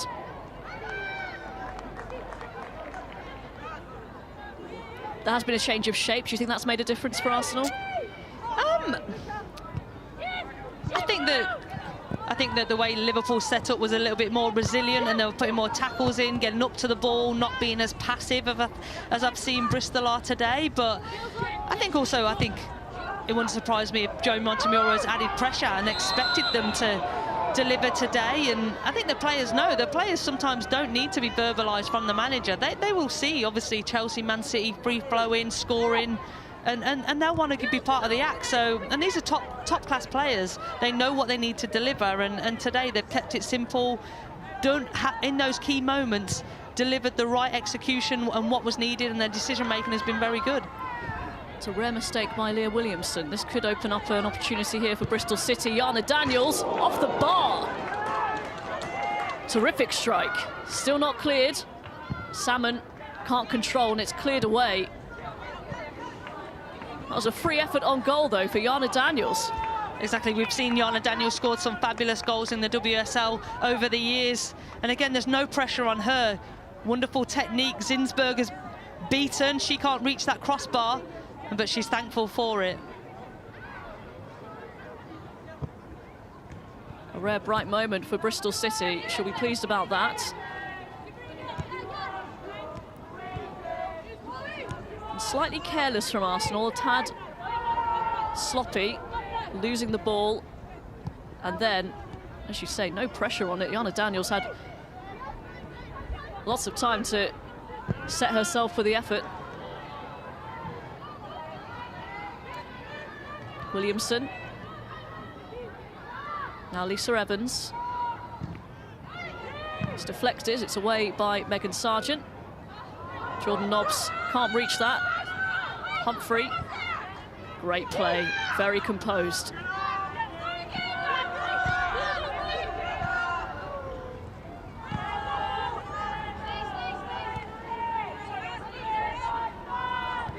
Already in the second half, we've seen Bristol linking up a little bit better with Jana Daniels, Humphrey, Salmon. You know, already it's encouraging. Here's Lisa Evans. Now Roord. No way through at the moment. Here's Miedemar. Williamson. Gets it back from Nobbs. Miedemar! Not far away from poking in Arsenal's 6th of the afternoon. Bristol have been so vulnerable from crosses this afternoon, and I think you can see, you know, Frankie Brown doesn't put a foot out, and I'd like to see in the wider areas Flo Allen, Charlie Wellings, you know, be more aggressive, get up to the ball. Lauren Dykes, really lay a glove to stop, you know, prevent the cross, because as soon as that ball flashes across the goal, it could be anyone's, and it looks a real dangerous situation that Bristol can't deal with. Van der Donk, Miedemar again. No mistake. Cool as you like from Vivienne Miedemar. The most casual of strikes. And if she didn't have her hat-trick before, she does now. What a cultured finish this is. Van der Donk does really well, thread the ball. And again, she does really well to keep it the right side of Lauren Dykes. Lauren Dykes can't put a tackle in, because if she puts a tackle in, she probably will foul Miedemar. She keeps it away from the defender, and again, just curls it in. It's a real cultured finish. You'd think you look a bit more pleased with that, but plenty of work still to do in the season, but running out of words, really, for Vivienne Miedemar. And again, there's no celebration. It's like she expects that of herself in those situations in the 18-yard box. She has high expectations for herself, and it's just another day then she knows she's delivered. One more and she's on to her 20th goal of the season, and we haven't even reached Christmas. We're into the first day of December. Just prolific. I mean, I know it's an early call with 51 minutes, Robin, but I think she's my player of the match already. She's been involved in every single goal, all 6 goals. Could have had another one for herself, the one she missed from close range, and, you know, she's just been sensational. And even off the ball today, I've seen her press and work aggressively out of possession more than I have done in recent games. It's another opportunity for Bristol City, just behind Carla Humphrey. It is going to be a corner kick.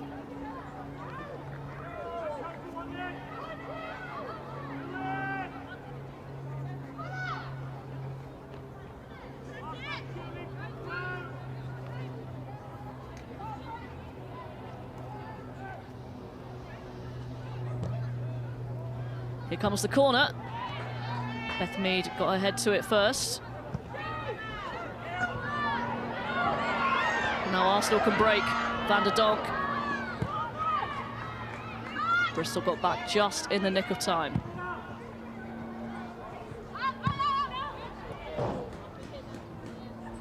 This is already Arsenal's biggest Women's Super League win of the season. They did hit 7 in the Continental Cup against Bristol City.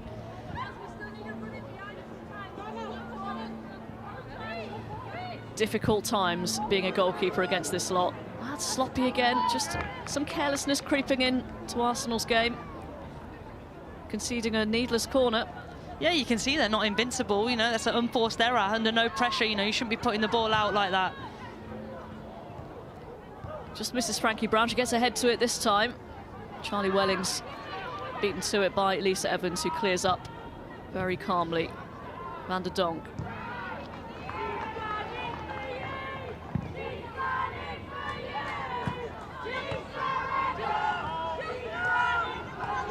Roord allowed to make progress here. Miedemar. Knobs! It's 7. Arsenal matched their total against Bristol City in the Continental Cup last Wednesday. And the simplest of finishes from Jordan Knobs. It really is, but what a ball from Vivianne Miedemar, left-footed. This is curled, this is exquisite. You know, as a defender, it's so hard to defend this ball. You're running back towards your own goal, but she, like you say, she lays it on her plate for Jordan Knobs, who just for a tap-in, but all credit. I feel like I'm fangirling Miedemar this afternoon, but everything she touches turns to gold. And again, another assist. If she's not scoring, she's assisting. What a player. What an afternoon. But it's her left foot, right foot, and we've seen her, you know, score with her head as well. It's, you know, she's fearless. And she just makes it look so easy.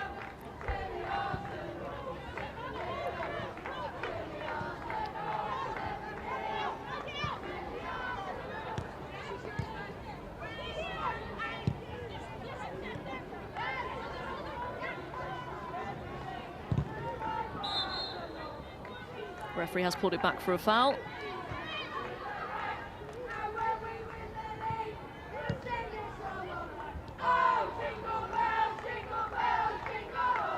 Christmas songs are coming out. That is allowed now. It is the 1st of December. Correct.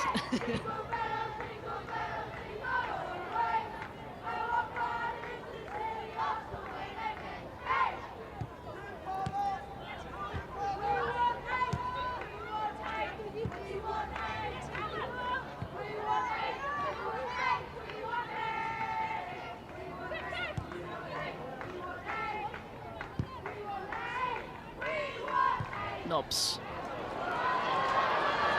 Another chance. Miedemar. 8-0 to Arsenal. And what else can you say? Again, you can see Bristol trying to high press, get pressure on the ball, but what that does, it allows big gaps in between your units. And I think Arsenal are just picking them off as soon as a Bristol player goes out to press the ball. They're just playing the space. Play the space, and everything else works for itself. And you know, all credit, they're just so unselfish. Feed the ball into that 18-yard box. And again, we know what it results in. Vivianne Miedemar's 20th goal in all competitions this season.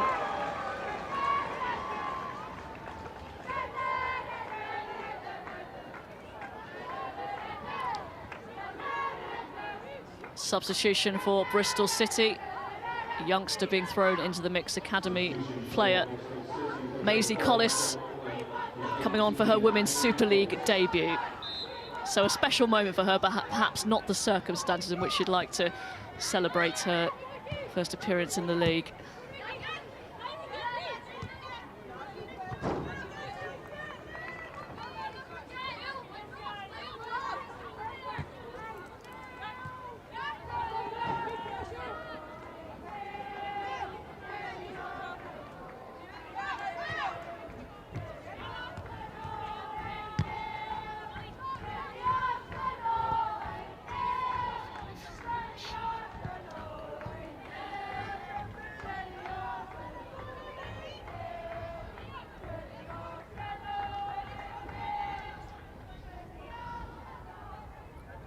Not even an hour played, Laura.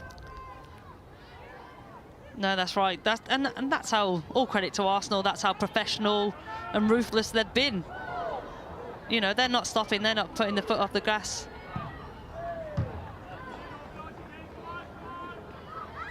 But it certainly is going to be a long 30 minutes for Bristol players.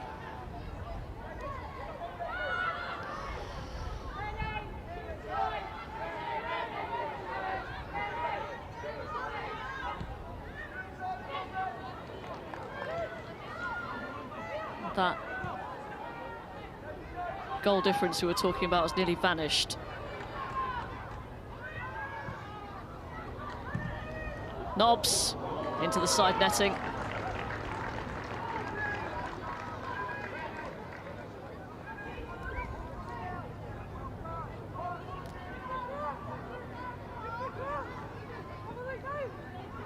Just looking at the as it stands table, they have indeed now got a better goal difference than Chelsea and Manchester City. Of course, they have yet to play, but they were so far behind going into this one.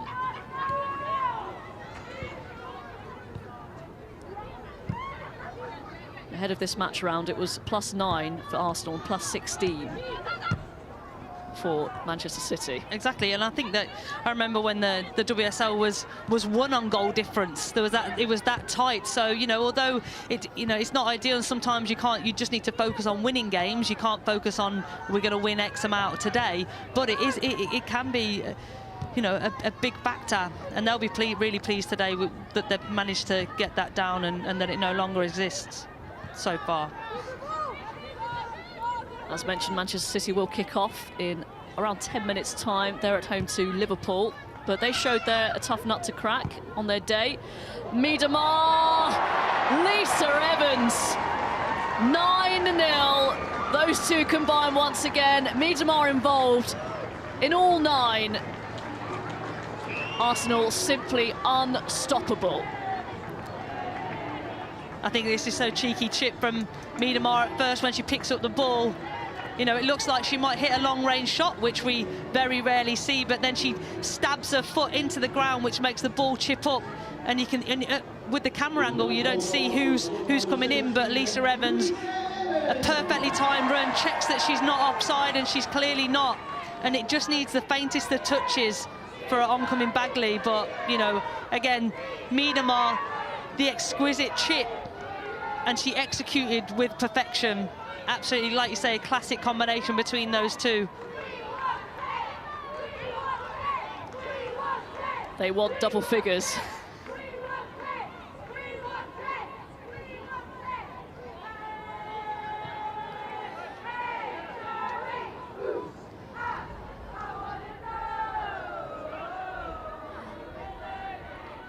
Well, they're certainly enjoying themselves, and you can't blame them.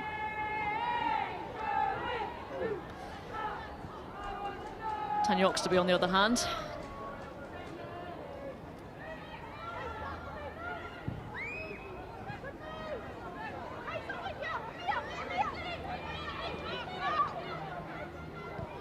here is the youngster, Maisie Collis. Sargent's lost it.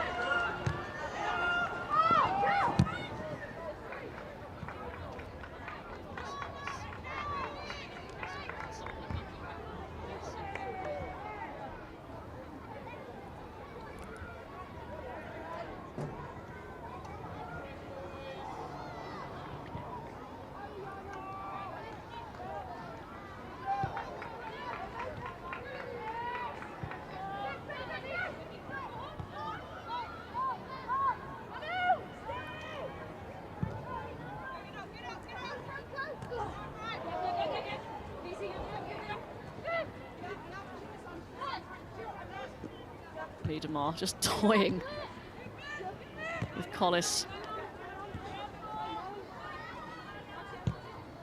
Valti, Van der Donk.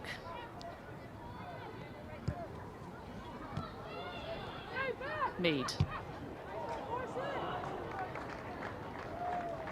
You can see how easy it is for Arsenal if they hold on to the ball in those central areas, make 4 or 5 passes, gaps open up, and it's like Bristol players switch off. They don't track runners, and the gaps just appear. And when the gaps appear, you know that there's a quick, fast run heading into that space, and they just find each other so easy.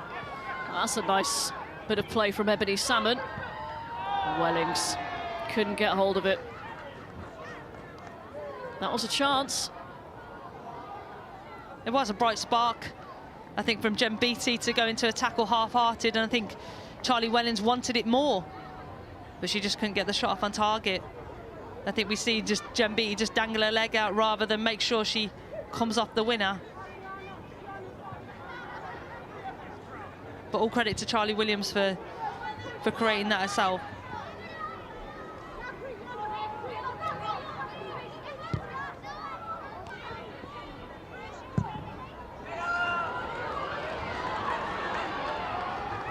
Evans in behind again, tries to slip in Rudd.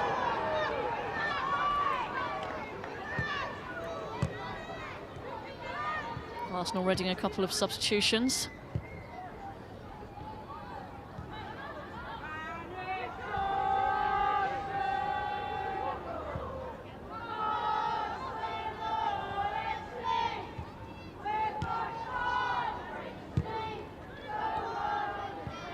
Nobbs, Evans, flag stays down, it's another for Miedemar, and that is 10 of the best for Arsenal. I think you can see here the Bristol defenders are ball watching. I think the body shape's all wrong. You've got to track the run of Miedemar, get sidearm, either block her. You can see Jazz Matthews looking for offside rather than running with the player. But again, a nice through ball. This combination we're seeing again and again. But again, it's individual errors from Bristol that are costing them.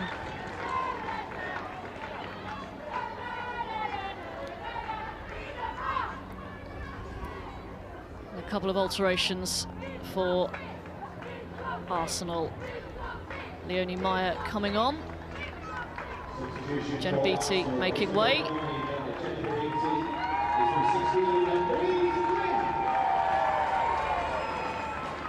Louise Quinn also coming on.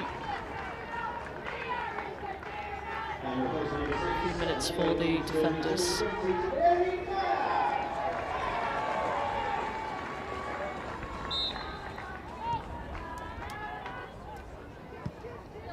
I think in a game like today, from an Arsenal perspective, you always want to score as many as you did in the first half or better it, and they've certainly done that. So from there, they haven't dropped their standard. Evans now in on goal on a hat-trick. That one is cleared.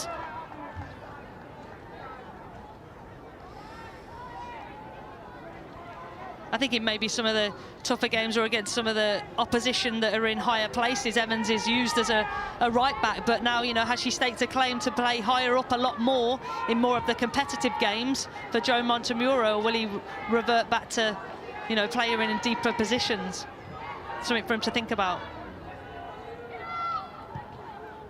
McCabe has been named on the bench. She's a real favourite of Joe Montemuro. She's featured a lot for him since he's come in, but laid down with illness this afternoon. She would have loved to have played in this one.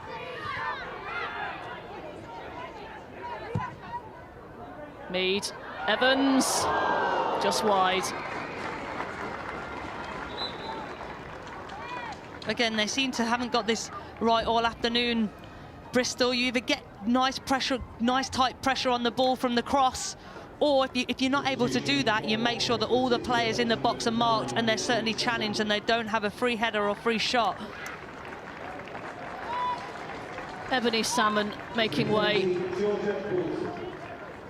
Georgia Wilson coming on for Bristol City. Another young player, another academy player, teenager. Made a few more appearances than the other sub, Collis, but nonetheless a sobering afternoon for all involved, and we've got still over 20 minutes left to play.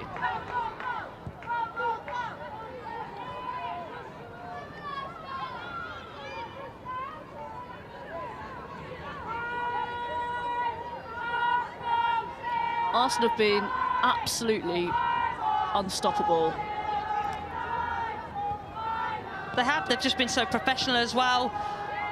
Like I said, it's been a whole team effort in their general build-up play. Keep moving the ball, simple, don't overcomplicate it. And then in those key moments they've produced, and you know, some of the connections, some of the link-up play has been top quality. But I also think it's been a poor defensive performance, obviously, from Bristol. And you know, we didn't see those types of performance last season from Bristol at all. You know, there were a lot of top teams, bogey teams, that they knew they were going to play against Bristol, and it was going to be so tough. These scorelines are slightly uncomfortable, aren't they, for the women's game? Yeah, certainly. And I think that, you know, it's not good for our game. We want the most competitive league, and you know, there's certainly some fine talent in our league and producing some fine performances, goals in games. But it's uncomfortable for all involved. So two substitutes combining here. Georgia Wilson can't get past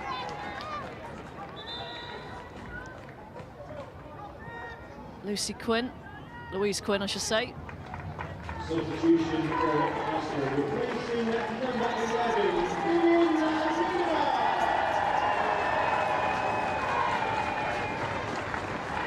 Emma Mitchell coming on for Arsenal, just her second substitute appearance of the season in the Women's Super League. And Vivian Miedemar off. She's done all right, hasn't she, this afternoon, Vivian Miedemar? Yeah, I think she's still my player of the match, although she's only playing 69 minutes. I think to produce that kind of performance in that time, you don't even need 90 minutes to produce that level and give those stats. You only need 69 minutes. If only, I'm sure every manager would be wanting a player like that. And no, I don't blame him taking her off, because wrap her up in cotton wool, ready to produce the same next week. Well, we all knew she was good, but today she's been unplayable, hasn't she? Simple as that. Simply world class at such a young age already. Still only 23. And the top scorer, record scorer for the Netherlands as well. She's only going to keep racking up the goals for them. She's already scored 8 in European qualifying for the Netherlands, so difficult to stop her. I think it was slightly tongue-in-cheek when Joe Montemurro, after the London derby, he was asked about Sam Kerr, and he said, don't be afraid of Sam Kerr arriving at Chelsea, of course, in January, but they've got their own pretty prolific striker in their ranks. I'm not sure they'd swap. Be interesting to ask him that question. Well, of course, what he's going to say, but no, very interesting. Well, you know, every club, every manager always want a world-class striker, and he certainly has one, and now Chelsea do, certainly, in Sam Kerr. Can't wait for those to get head-to-head. But again, that does also highlight the difference in calibre, the difference in resources, and those players, you know, those clubs that can and can't sign those quality of players.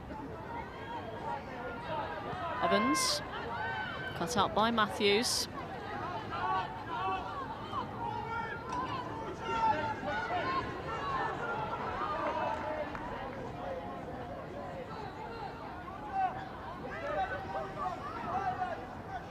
Her expression says it all, Tanya Oxtoby.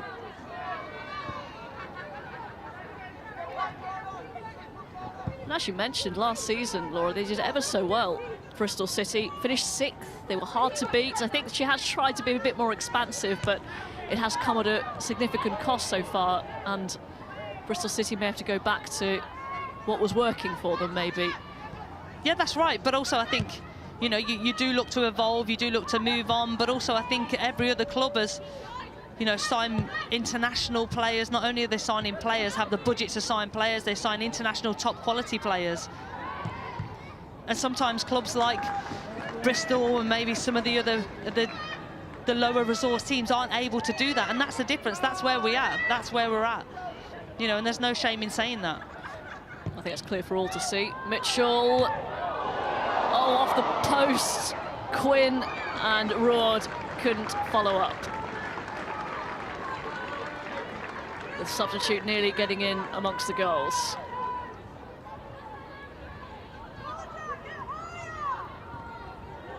Did Sophie Bagley get a touch on this? She certainly gathered it.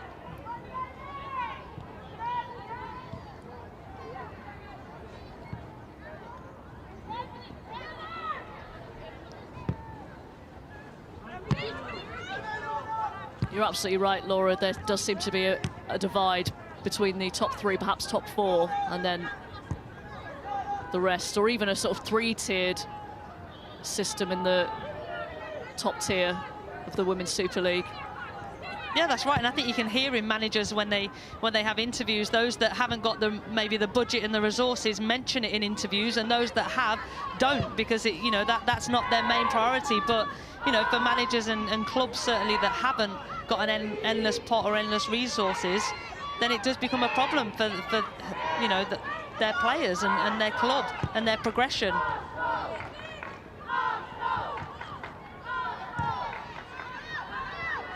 I think the relegation battle is going to be just as tight and interesting and intriguing as the battle for the title this season.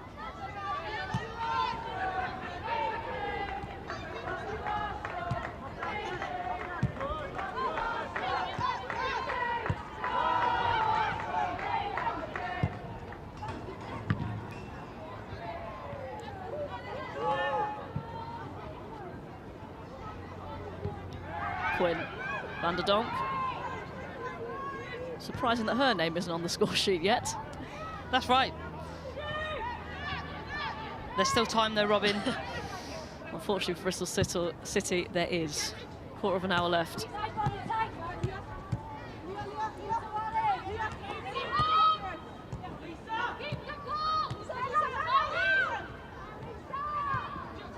Evans into Roord.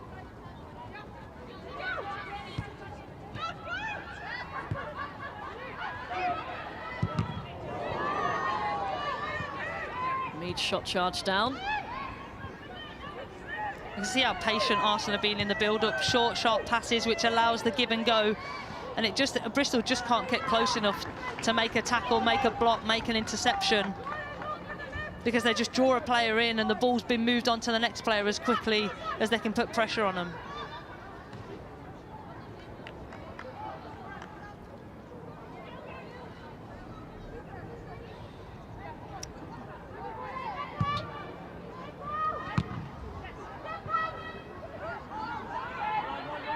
Can you remember your heaviest defeat? No, there's been quite a few of them, to be honest, Robin, in my career. But it's probably against Arsenal at Boreham Wood. It was always, Meadow Park or Boreham Wood was always such a tough place to go. It's a big pitch. Arsenal were always superior in fitness, would always use the ball well, manipulate the ball, dominate the ball, which meant for large parts of the game you were chasing. And for Bristol, for example, in this game, their attacking players are having to do more running, more defensive work than attacking work, and that grinds down. Lisa Evans, saved by Bagley. Roord doesn't get there. See, Lisa Evans wants to get her hat-trick as well.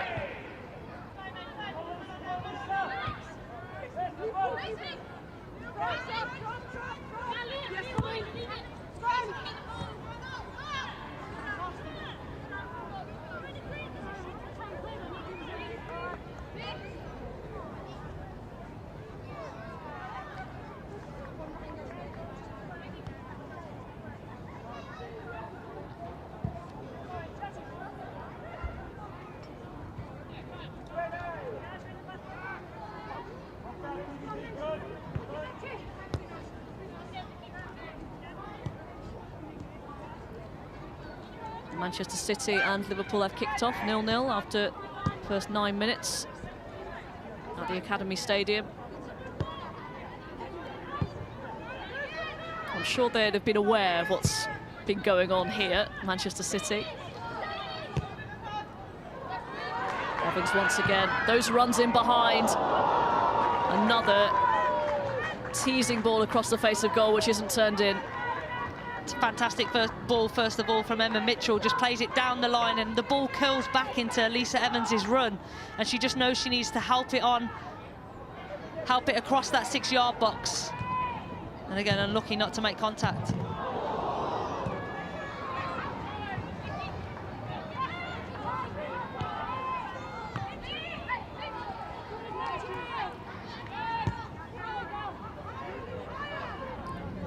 I think the issue is we see these types of scorelines, wouldn't say often, but they become quite often in the Continental Cup between Championship sides and Women's Super League sides. We saw Leicester get thumped by Manchester United 11-1, didn't we, a couple of weeks ago?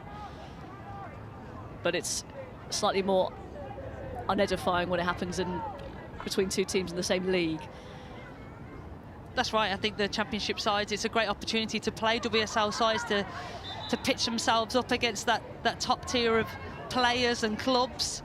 And also they face a lot of challenges travelling midweek. They haven't got the resources. Some of the players will have been to work that day, so it's a big ask for them.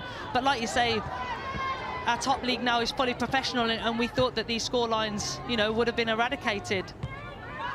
But maybe we are to see these a little bit more often, and not just in the Continental Cup games when a lot of teams use it as rotation and rotate their teams. Mitchell, 11. A special goal for a special player, Emma Mitchell. More injury troubles at the start of this season. And she puts the icing on a very large, many-tiered cake here. Very composed.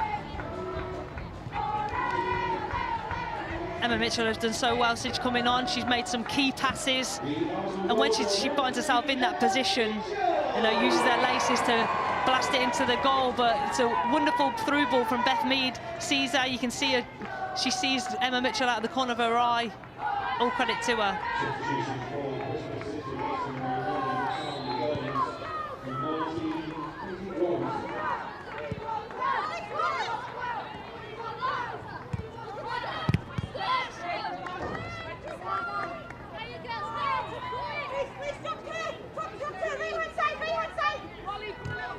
Looks like Bristol City have made their third and final substitution.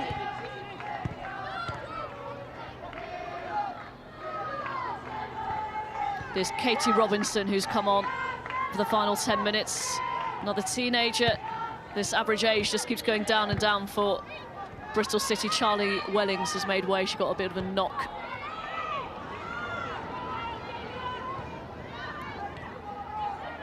Mitchell. Evans. Meyer keeps it going.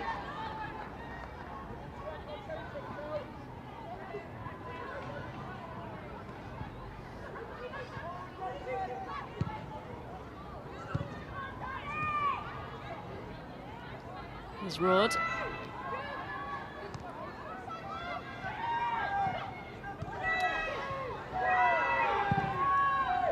Early cross in, away by Sargent. Schnaderbeck. It's really unusual to see an 11-0 scoreline and not one player's, you know, picked up a yellow card. Bristol, in credit to them, has been disciplined, you know, stuck to the task, but, you know, it's not for not a single player to lose their emotional control for a second, or, you know, they have been quite passive in that and just accepted it goal after goal. But that's understandable coming from the place that they're coming from, having conceded so many goals. But, you know, they certainly do need to fix it in time for next week. Nobbs. Mead. Clearance only as far as Jordan Nobbs.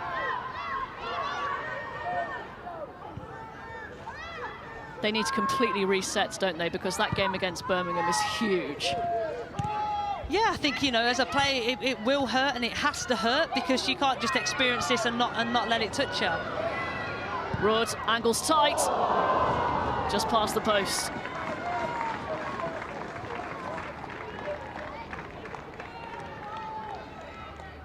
I think the most disappointing thing is that chances keep occurring. You know, that it's not at any point if they stopped them or kept them at bay or kept them outside the 18-yard box. It's just, you know, the wave of attack keeps coming and coming and coming. So as it stands, Arsenal back to the top.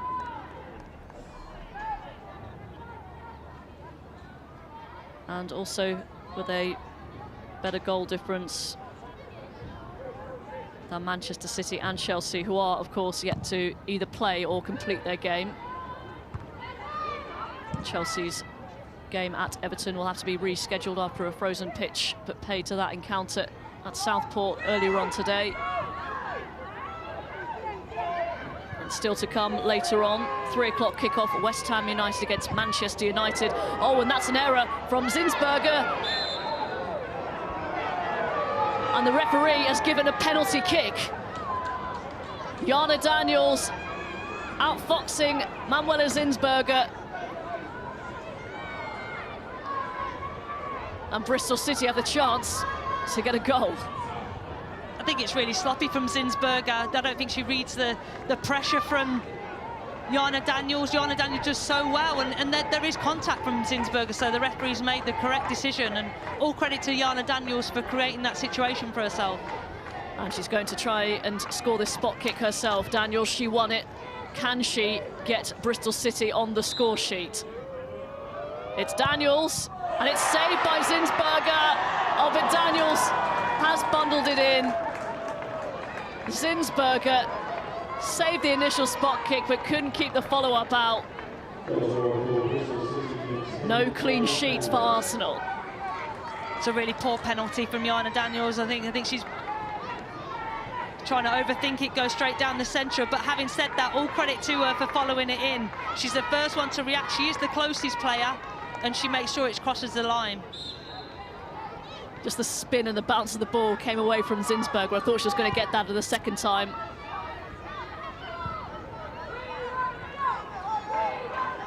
But certainly an error from Zinsberger there to create that whole situation. It's just a back pass. All she needs to do is complete the pass, and just doesn't read the situation, whether she's cold, switched off, not concentrating. But certainly it's an unnecessary and unnecessary situation to occur. Van der Donk.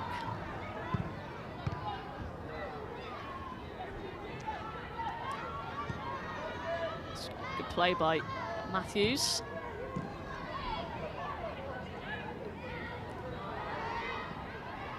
Robinson lost it, trying to get it back. It's Beth Mead.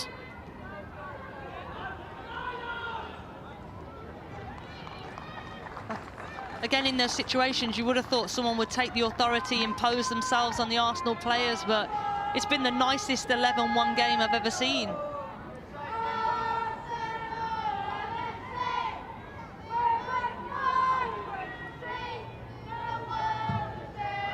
Mead's corner, flicked away.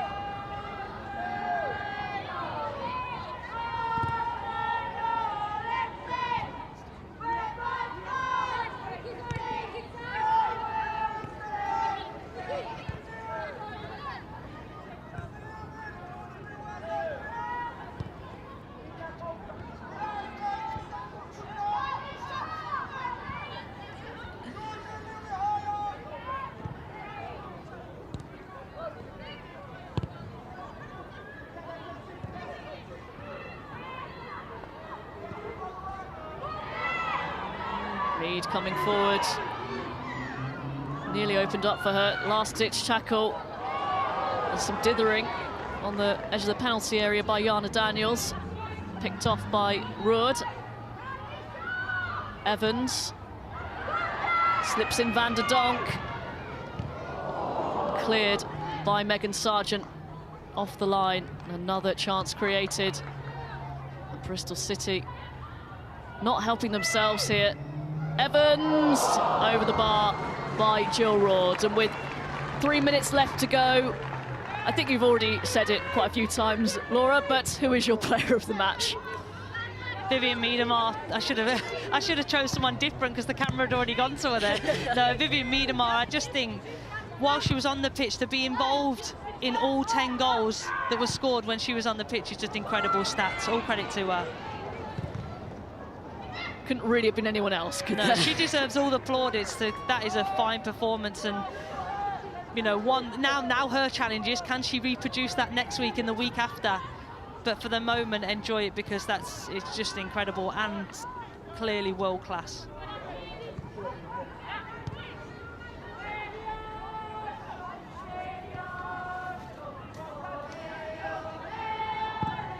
Quite outstanding. And it's interesting because none of those goals would you say are a goal of the month or goal of the season, but they don't have to be. You know, these are games where, you know, they're so important towards your league campaign. And, you know, they've been ruthless, businesslike, and got the job done, put the ball in the back of the net and on to the next one. So impressive. I think, for me, her assists were more impressive than her goals. Obviously, some of them were excellent, but some of the crosses just pinpoint. Yeah, and she seems to have this air of attitude and aura about her that as long as the goal is scored, it doesn't matter. It doesn't matter. Whether it's her, herself, or a teammate, they're all so important, which is a great team player in itself.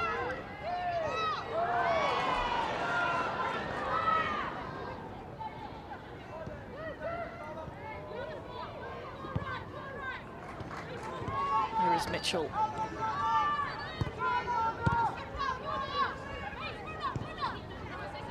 Elsewhere, Manchester City have taken the lead against Liverpool 1-0 to them. Gemma Bonner on the score sheet.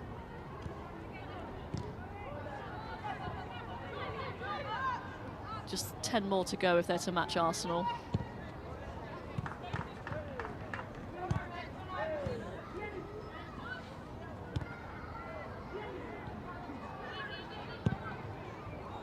Quinn sends it forward. Oh, it's missed. Evans, Rord, still doesn't get her goal.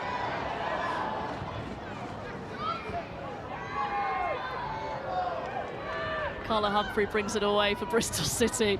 She's had a lot of opportunities, hasn't she? She must be so disappointed. That's right, you can see the wry smile on her face, as though I think she's succumbed to the fact that it's not going to come today. She'll have to wait for another match day for a goal, but she's been impressive, really manipulated the ball, confident, and has an aura about her that to stay on the ball and make things happen, and you know, she's been a really fine addition. Play from Maisie Collis. Daniels will leave that. Sargent.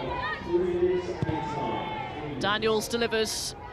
Too much on that for Lauren Dykes. 3 minutes of additional time.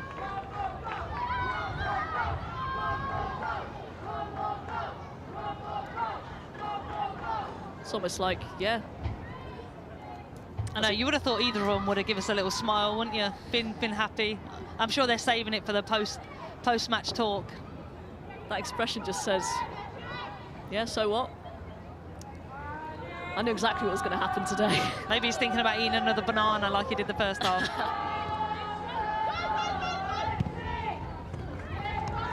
He is a perfectionist, and actually, despite the scoreline, they have been sloppy in part, haven't they, Arsenal? And against a more confident side, it could have been a bit closer. And actually, that penalty giveaway is a case in point, isn't it? Just not switched on 100%. Yeah, and I think if you remember, just after half-time, Jana Daniels rattled the crossbar. So there have been moments, but I think they've dominated the ball so well. But I also think Arsenal are only in third gear. I do think they still have fourth and fifth gear and sixth gear in the new cars that are available now. That's frightening. It is. And to be able to take players off, rest them, you know, what would the scoreline be now if Miedema would still be playing? Can Bristol City have the final say? Robinson. Here's a chance. Carla Humphrey must be offside, yep. Decent take from Carla Humphrey.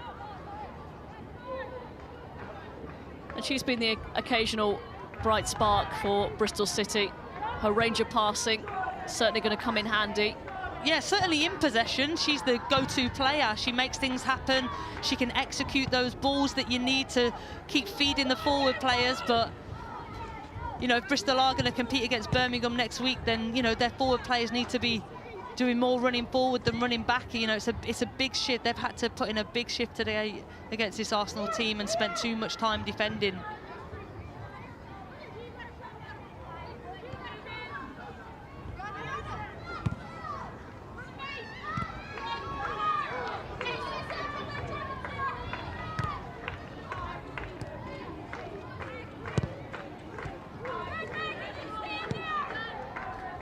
Seconds remaining. What has been one of the most one-sided Women's Super League games in history.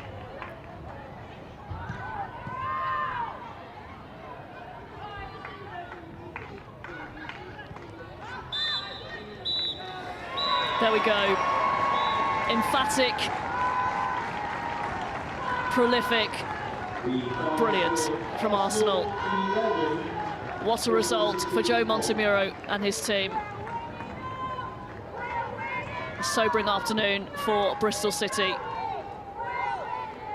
Vivianne Miedema, the star of the show, unplayable this afternoon. Either 5 or 6 goals. We'll try and have that confirmed for you. Either way, a real marker laid down to their title rivals this afternoon for Arsenal.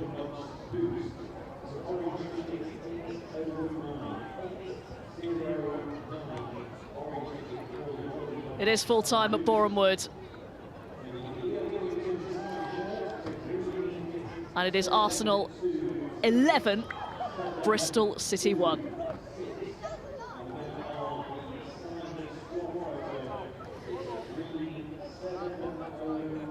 So, Laura, what more can you say? An absolutely magnificent win for Arsenal. Yeah, I think two things have been achieved today for them. They've got the 3 points, but also they've closed down the goal difference that, you know, that had appeared. So all credit to them. Big tick, big job done today. 2 objectives achieved, and also, and that lady there, Vivianne Miedema, you know, with that smile on her face, she's earned that smile. And like I say, they're only in 3rd gear today, but, you know, to keep the form of now Vivianne Miedema, that's certainly what they'll be wanting to do. But all their players, they played well today. And every time they attack forward, they look like they were going to score. So they need to keep working hard at that, because it was enjoyable and pleasing to watch.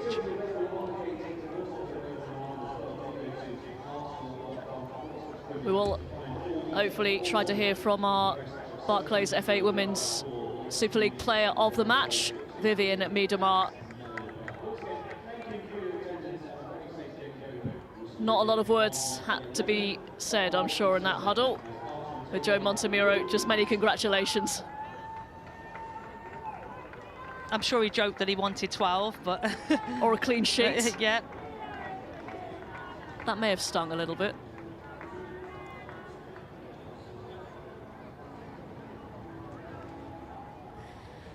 All smiles from the Arsenal camp. And I think we have confirmed that that goal will go to Vivianne Miedema, so a double hat-trick this afternoon. I wonder if that's the first double hat-trick that she's scored, or not, maybe not. I wouldn't put it past her. I'm not sure it's going to be her last either, especially if she keeps on playing like that. Absolutely sensational and unplayable, Vivianne Miedema today.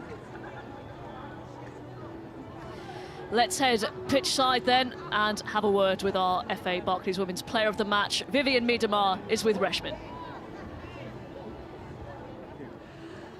Vivianne, what a scoreline. It's a historic one in the WSL. How big is this for a team like Arsenal?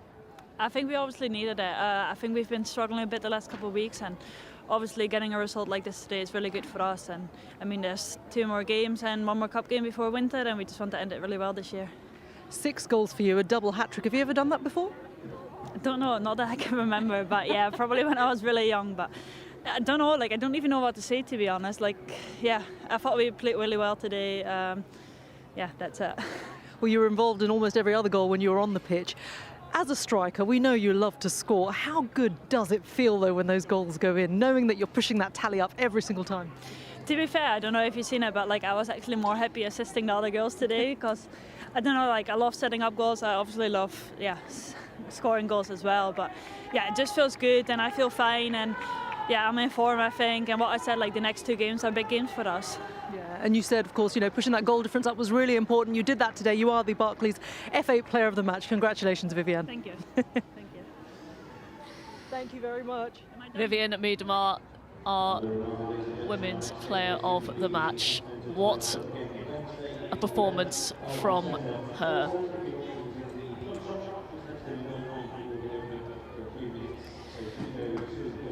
And you can relive that and watch all the highlights from all the Barclays FA Women's Super League games later on this evening, 7 o'clock on BBC 4. It's the Women's Football Show, repeated after Match of the Day 2 on BBC 1 at 11:45.